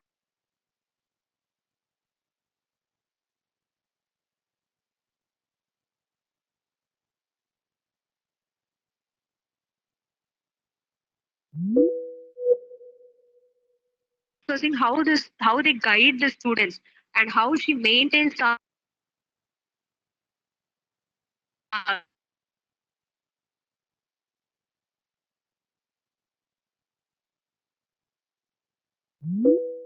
age people, how I see the seniority, how I behave with authority. Okay, in private la na eppadi irukka, party la eppadi irukka, classroom la eppadi irukka, endha setting la eppadi irukku. And also I talk about the style, நான் எப்படி பேசுறேன், எந்த மாதிரி argument பண்றேன், எவ்வளவு எஃபெக்டிவா நான் communicate பண்றேன். So all this comes under the discourse analysis. Okay, okay, are we clear?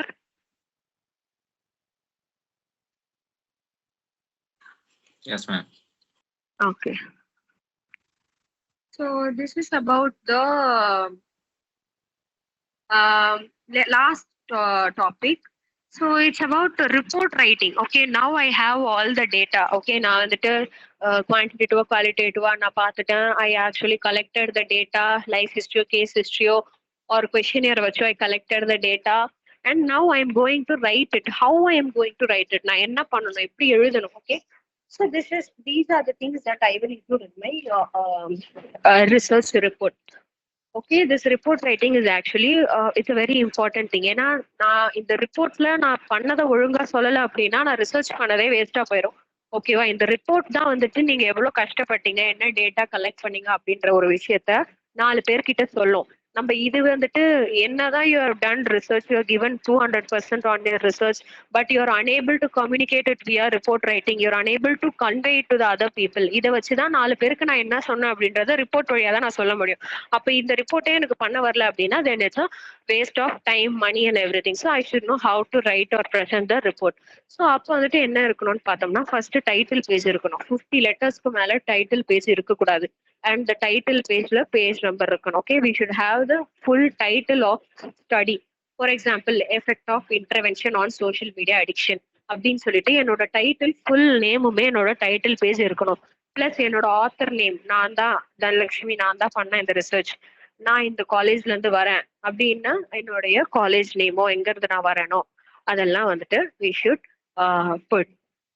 இது எல்லாமே டைட்டில் பேஜ்ல இருக்கணும். அப்ஸ்ட்ராக்ட் அப்படின்னு சொல்லுவாங்க. ஸோ அப்ஸ்ட்ராக்ட் அப்படின்ற ஒரு விஷயம் என்னன்னா whatever the entire research is about, அந்த என்டையர் ரிசர்ச்சையுமே I am actually putting it in one paragraph that is known as the abstract. அந்த அப்ஸ்ட்ராக்ட் 250 words மேல இருக்கவே கூடாது. ஓகே, தட் அப்ஸ்ட்ராக்ட் இன்க்ளூட்ஸ் உன்னோட ரிசர்ச் கொஸ்டின் என்ன, ஓகே நீ உன்னோட சாம்பிள் எவ்வளோ எடுக்கிற, எவ்வளோ பார்ட்டிசிபென்ட்ஸ், என்ன மெத்தட்ஸ், என்ன டேட்டா அனாலிசிஸ், என்ன ரிசர்ச் டிசைன், எவ்வளோ பேர், எந்த ஏஜ், எந்த டூல்ஸ், உன்னோட ரிசல்ட் என்ன, உன்னோட கன்க்ளூஷன் என்ன, இது எல்லாத்தையுமே I am saying it in 1-250 words. That is what abstract is about. Okay, now I will talk about the introduction. இந்த இன்ட்ரோடக்ஷன் தான் இருக்கிறதுலே பெருசா இருக்கும் in your research report. That is first என்னோட ஜென்ரலா என்னோட டாபிக் பத்தி நான் பேசுறேன். ஓகேவா, Then I will talk about the literature review. Okay, and என்ன research methods, so என்ன strategies so நான் யூஸ் பண்ணியிருக்கேன், நான் என்னோட aim என்ன இப்படின்றது எல்லாமே புரியுற மாதிரி I'm giving it an introduction. Okay, after introduction endலயே I will start with my literature of review. literature of review முடிஞ்சதுக்கு அப்புறம் எனக்கு aim இருக்கும்.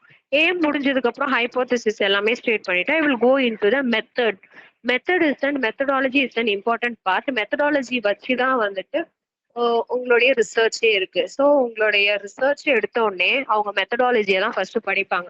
So who are the participants? Okay, நான் காலேஜ் ஸ்டூடெண்ட்ஸோ ஸ்கூல் ஸ்டூடெண்ட்ஸோ யாரை வச்சு ரிசர்ச் பண்ணேன், என்ன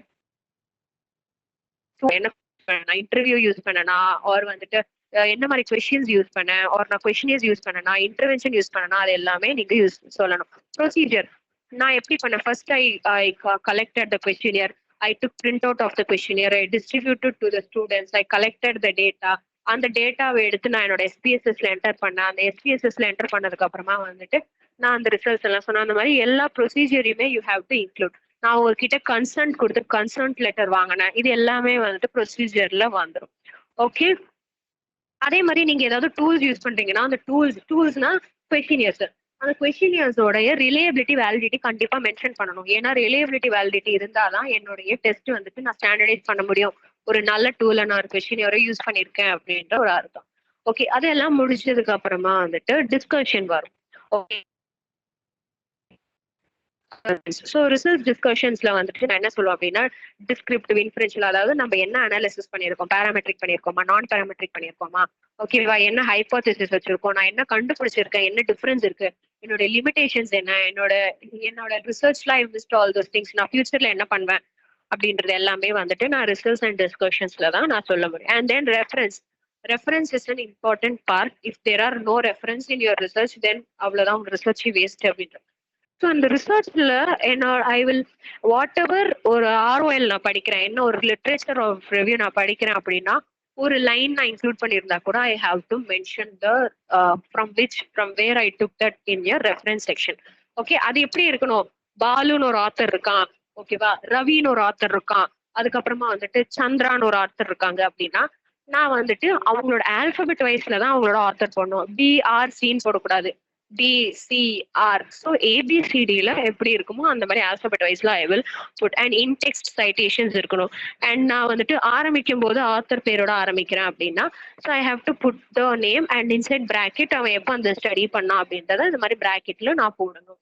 ஓகே, ஸோ எல்லா ஒர்க்குக்கு முன்னாடியுமே நான் சைட் பண்ணிருக்கேன். This is call citation. அது யாரு, அந்த சென்டென்ஸ் யார் சொன்னா, அது எந்த இயர்ல சொன்னாங்க அப்படின்றது. So this is call reference. Okay, and ஒரு ஓவரால் ரைட்டிங் பேட்டர்ன் எப்படி இருக்கணும் என்னோட ரிசர்ச் ரிப்போர்ட் அப்படின்னு பார்த்தோம்னா ஒரு சென்டென்ஸ்ல வந்துட்டு 8 to 10 வேர்ட்ஸ் தான் இருக்கணும். Some people will write 20 words in a sentence. அப்படி இருக்கக்கூடாது. 8 to 10 வேர்ட்ஸ் பர் சென்டென்ஸ் தான் இருக்கணும். பேராகிராஃப்மே it should not be very long paragraph. If you writing a paragraph ஒரு ஹாஃப் பேஜுக்கு கீழே தான் இருக்கணும் அந்த பேராகிராஃப். அண்ட் டூ மெனி, அதே மாதிரி பெரிய பேராகிராஃபாவும் எழுதக்கூடாது, ஒரு லைனாவும் எழுதக்கூடாது. You have to have like a small paragraphs. Okay, so and you should also have headings and subheadings. And subheadings you may APA format la arrange பண்ணனும். Sentence order வந்துட்டு பார்த்தோம்னா paragraphs எல்லாமே சீக்வென்ஸ்ல இருக்கான்னு பார்த்துக்கணும். ஃபார் எக்ஸாம்பிள் நான் 3 variable படிக்கிறேன் அப்படின்னா ஒரு வேரியபிள் பத்தின பேராகிராஃப், அதுக்கு அடுத்த வேரியபிள் பத்தின பேராகிராஃப், அதுக்கு அடுத்த வேரியபிள் பத்தின பேராகிராஃப்னு அந்த மாதிரி பேராகிராஃப் எல்லாமே ஆர்டர்ல இருக்கணும். ஓகேவா? அண்ட் வாய்ஸஸ் இன்னொரு விஷயம் வந்துட்டு I collected the data, I gave the questionnaire, we collected the data. Apdi we should not say. You can mention the participants completed the questionnaire, the researcher gave the questionnaire. So அந்த மாதிரி தான் நம்ம பேசணும். We should not include I, we, they எல்லாம் you should not include in the research paper. Okay, and இன்னொரு விஷயம், நீங்க research ப்ரொபோசலா submit பண்றீங்கன்னா ஃபியூச்சர் டென்ஸ்ல சப்மிட் பண்ணணும். But after you're done with the research, if your research is over abdina, you have to change your entire research into participants filled the form, participants gave the form, researcher gave the consent form to the participants. And mari ellame past tense la irukanum. And tables, figures ella must be clear and no offensive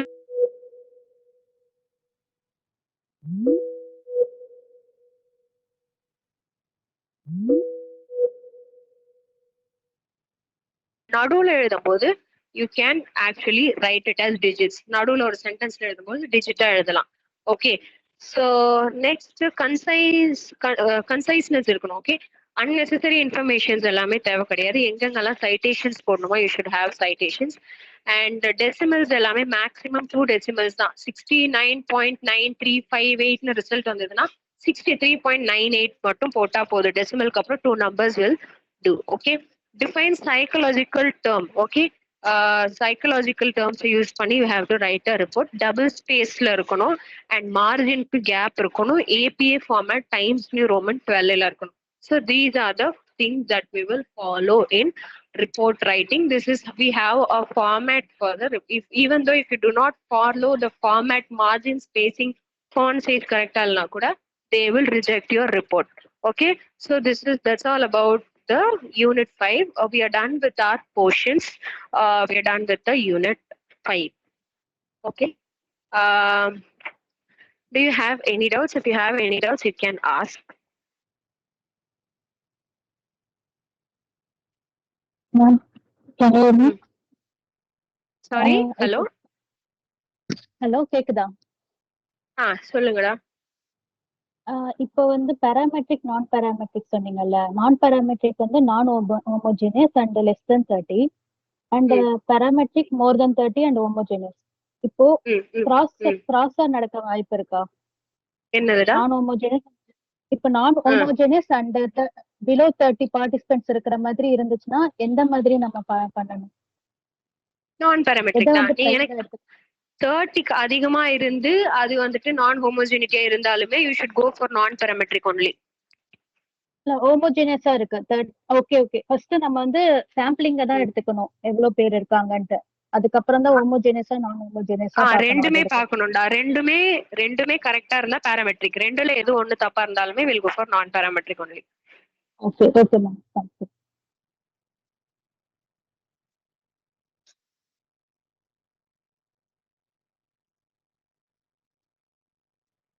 Okay, do any others have any other doubts? Ma'am, presentations எல்லாமே கொஞ்சம் யாருக்கா share பண்ணி விடுங்க. Studies. The PPT, PPT, yes ma'am, yes. Okay, can any one of you give your mail ID? So நீங்க எல்லாரும் ஏதாவது குரூப்ல இருந்தா நீங்க உங்களுக்குள்ள ஷேர் பண்ணிக்கோங்க. யாரோ ஒருத்தர் மெயில் ஐடிக்கு I might share the PPT. Yes ma'am. யாரோ ஒருத்தரோட mail ID you can put it in the chat box. Okay. Anybody giving mail ID? Oh, Sulaiman Okay, I will send it. Now, a lot of people are sending. Okay, I will send it to Sweta Venkateshan3@gmail.com. உங்களுக்கு நான் send பண்றேன். Yes ma'am. Sweta is here. Okay ma'am. Yeah ma'am. Okay. Can you send it to the others in the group? How will you share the PPT? Yes, we have a common group, ma'am. So adula share panna podum. Okay, so okay. Maybe I need a A24 group la irkingla ma'am? Na vera college. Na illa. Sweta Venkateshan I will send the PPT. Maybe can I get any feedback about my class? If you have any, if you have listened. Yeah, sure ma'am. Ma'am, one more question. இப்போ 4th semல தான் நமக்கு ஒரு interactive class இருக்கும் அப்படினு சொல்லிருந்தாங்க. Is that true ma'am? I'm not sure about all those things. தெரியல எனக்கு. இப்போ நீங்க ஆஃப்லைன் வரது இல்லையா? இல்ல மேம், ஆஃப்லைன் இல்ல, எல்லாமே ஆன்லைன்ல தான் கிளாஸ் நடக்குது. I'm from இப்போ MSc psychology. There is 2 groups are there. MSc counseling and MSc psychology. So அவங்க என்ன சொல்லியிருக்காங்கன்னா லாஸ்ட் செம்ல you might be having classes இந்த அது மட்டும் ஆஃப்லைன் இருக்கும் அப்படின்னு சொன்னாங்க. ஓகே. சோ அது வந்து கிளாரிட்டி இல்லையா மேம்? ஓகே, மேபி உங்களோட குரூப் அட்மின் இருப்பாங்கல்ல, உங்களை யார் எல்லாரும் குரூப்ல ஜாயின் பண்ணி விட்டாங்களோ you can actually text them. உங்களை யாராவது குரூப்ல ஜாயின் பண்ணி விட்டுருப்பாங்கல்ல? இல்லையா, அவங்க எல்லாமே இருக்கிறாங்க. Everybody is there. Close to 400 people are there, but nobody is aware of that. Last செம்ல எப்படி கிளாஸ் இருக்கும்ன்றது nobody is having a clarity. But they will Actually, inform you in I the checked. group. Hi, I checked with the university. We'll have to go in person in the final sem. They Okay. have Final sem. confirmed. Yes, they have confirmed. But They'll if you publish have it in their website. if you have any doubts, you can put it in the group itself. They will answer. Okay. But some people are actually putting that. I'm not the admin. I don't know about that group. I'm completely from different college. I'm No, ma'am, we taking don't have class an here. official group. We don't have actually. So it's a student-driven group that is. Okay, someone can actually add Kavita have put in the group to add her, and some few people are putting names. If they are in ID, you can actually add them. I don't Yeah, know why they are not in the group. yeah. So yeah, I'll share the link actually, group link if required. I'll share it in the chat. Okay. Yeah. Okay. Do any others have any other doubts? If not, Other question is UGC. We were in the group. They were sharing that UGC has cancelled the future parents, yes, online MSc psychology. Yeah, Hmm. is that true? Distance education. Yes, they have cancelled. So Okay, I so think we you will be will the be the. last set. Yes, yes, yes, yes. Okay, okay.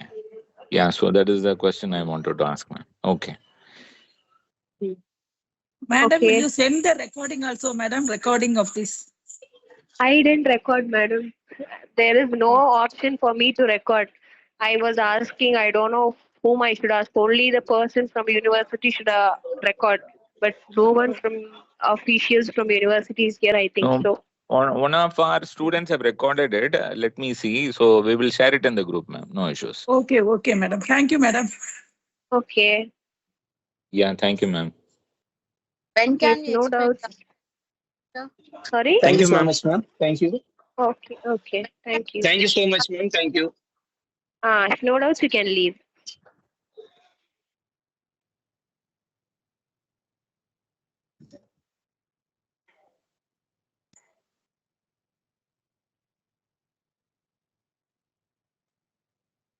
ஏரியாலேயே வந்துட்டு ஒரு 10 school இருக்கும் ஓகேவா அந்த 10 ஸ்கூல்ல நான் ஏதாவது ஒரு ஸ்கூல்ல சூஸ் பண்றேன் அந்த ஸ்கூல்லயே எனக்கு 9 செக்ஷன் இருக்கும் ஒரு 5 செக்ஷன் இருக்கும் ஒரு கிளாஸ்ல கரெக்டா சோ அப்ப நான் என்ன பண்றேன் அப்படின்னு பார்த்தோம்னா கிளஸ்டர்னா குரூப் நான் அந்த 5 செக்ஷன்ல இருந்தும் ஏதாவது ஒரு செக்ஷன் மட்டும் நான் சூஸ் பண்ணிக்கிறேன் அந்த கிளஸ்டர்னா குரூப் வேற ஒண்ணுமே இல்லை ஏதாவது ஒரு குரூப் எடுத்து அந்த குரூப்ல இருக்க எல்லாருக்குமே நான் வந்துட்டு என்னோட ஸ்டடியில வந்துட்டு இன்க்ளூட் பண்ணிக்கிறேன் அதுக்கு பேர் தான் வந்துட்டு கிளஸ்டர் சாம்பிளிங் அதாவது நிறைய பேர்ல இருந்து நான் ஏதாவது ஒரு குரூப்பை மட்டும் செலக்ட் பண்றேன் ஸ்கூல்ல 10 கிளாஸ் இருக்கு 10 கிளாஸ்ல ஒரு 5 கிளாஸ் எடுத்து அந்த 5 கிளாஸ்ல இருந்து ஏதாவது ஒரு கிளாஸ் எடுத்து அந்த ஒரு கிளாஸ்ல இருக்க எல்லாரையுமே நான் என்னோட ஸ்டடிக்குள்ள இன்க்ளூட் பண்றேன் அப்படின்னா அதுக்கு பேர் தான் கிளஸ்டர் சாம்பிளிங் எல்லா கிளாஸ்ல இருந்தும் ஒருத்தர் எடுக்க மாட்டோம் அந்த மாதிரி எடுத்தா அது ஸ்ட்ராட்டிஃபைட் சாம்பிளிங் அது எடுத்தா ஸ்ட்ராட்டிஃபைட் சாம்பிளிங் எல்லா கிளாஸ்ல இருந்து ஒருத்தர் எடுத்தாங்க மேடம் கோட்டா சாம்பிளிங் அப்படி சொல்லுங்க மேடம் கோட்டா சாம்பிளிங் அப்படின்னா நான் கோட்டாவை பிரிச்சுப்பேன் மேம் ஃபார் எக்ஸாம்பிள் நான் பையன்ல இருந்து நான் வந்து ஒரு 10 பேர் எடுக்கிறேன் ஃபீமேல்ல இருந்து நான் ஒரு 10 பேர் எடுக்கிறேன் ஆர் ஏதாவது ஒரு டீச்சர்ல இருந்து நான் 10 பேர் எடுக்கிறேன் அதாவது கோட்டால வந்துட்டு எல்லாருமே ஒரே கேரக்டரிஸ்டிக்ஸ் அவங்க வந்துட்டு ஒரே மாதிரி இருப்பாங்க எல்லாருமே பசங்களா இருப்பாங்க எல்லாருமே பொண்ணுங்களா இருப்பாங்க இல்லைன்னா எல்லாருமே ஒரே ஏஜ் குரூப்பா இருப்பாங்க அந்த மாதிரி இருக்கிறது தான் quota okay madam thank you madam thank you okay any other doubt madam இந்த ஸ்ட்ராட்டிஃபைட் சாம்பிளிங்னா சொன்னீங்க ஒருத்தர் ஒரு கிளாஸ்ல ஒருத்தர் அந்த மாதிரி போகும் நான் ஸ்ட்ராட்டிஃபைட் சாம்பிளிங்னா என்ன வருது நான் ஸ்ட்ராட்டிஃபைட் சாம்பிளிங் ஒன்று இருக்கா மேம் இல்லையே தெரியல கேக்குறேன் இல்ல அப்படி ஒண்ணு இல்லையே மேம் ஓகே ஓகே இப்போ இன்னொன்று வந்து ப்ராபபிலிட்டினா வந்து நான் ப்ராபபிலிட்டிக்கு என்ன மேடம் டிஃபரன்ஸ் சொன்னீங்க ப்ராபபிலிட்டினா இருக்கிற 50 பேருக்குமே நான் வாய்ப்பு கொடுப்பேன் நீ ஏதாவது ஒரு குரூப்ல ஜாயின் பண்ண இல்லனா நீ வந்துட்டு ஜாயின் ஈக்குவல் சான்ஸ் நான் கொடுக்கிறது எஸ் எஸ் நான் ப்ராபபிலிட்டினா வந்து ஈக்குவல் சான்ஸ் கொடுக்கிறது கிடையாது இல்ல கிடையாது ஓகே மேடம் ஆமா ஈக்குவல் சான்ஸ் நான் கொடுக்கிறது இல்ல when can we expect our second semester ma'am I'm not sure I'm not sure about all those things they will update you whatever message they will update you Thank you, ma'am. Thank you for explaining, ma'am. Okay, da. Thank you. Okay. Thank you, madam. Class ரொம்ப நல்லா இருந்தது, madam. Thank you. Thank you, ma'am. Thank you. You all can leave. If you do not have any doubts, we can wrap up with class.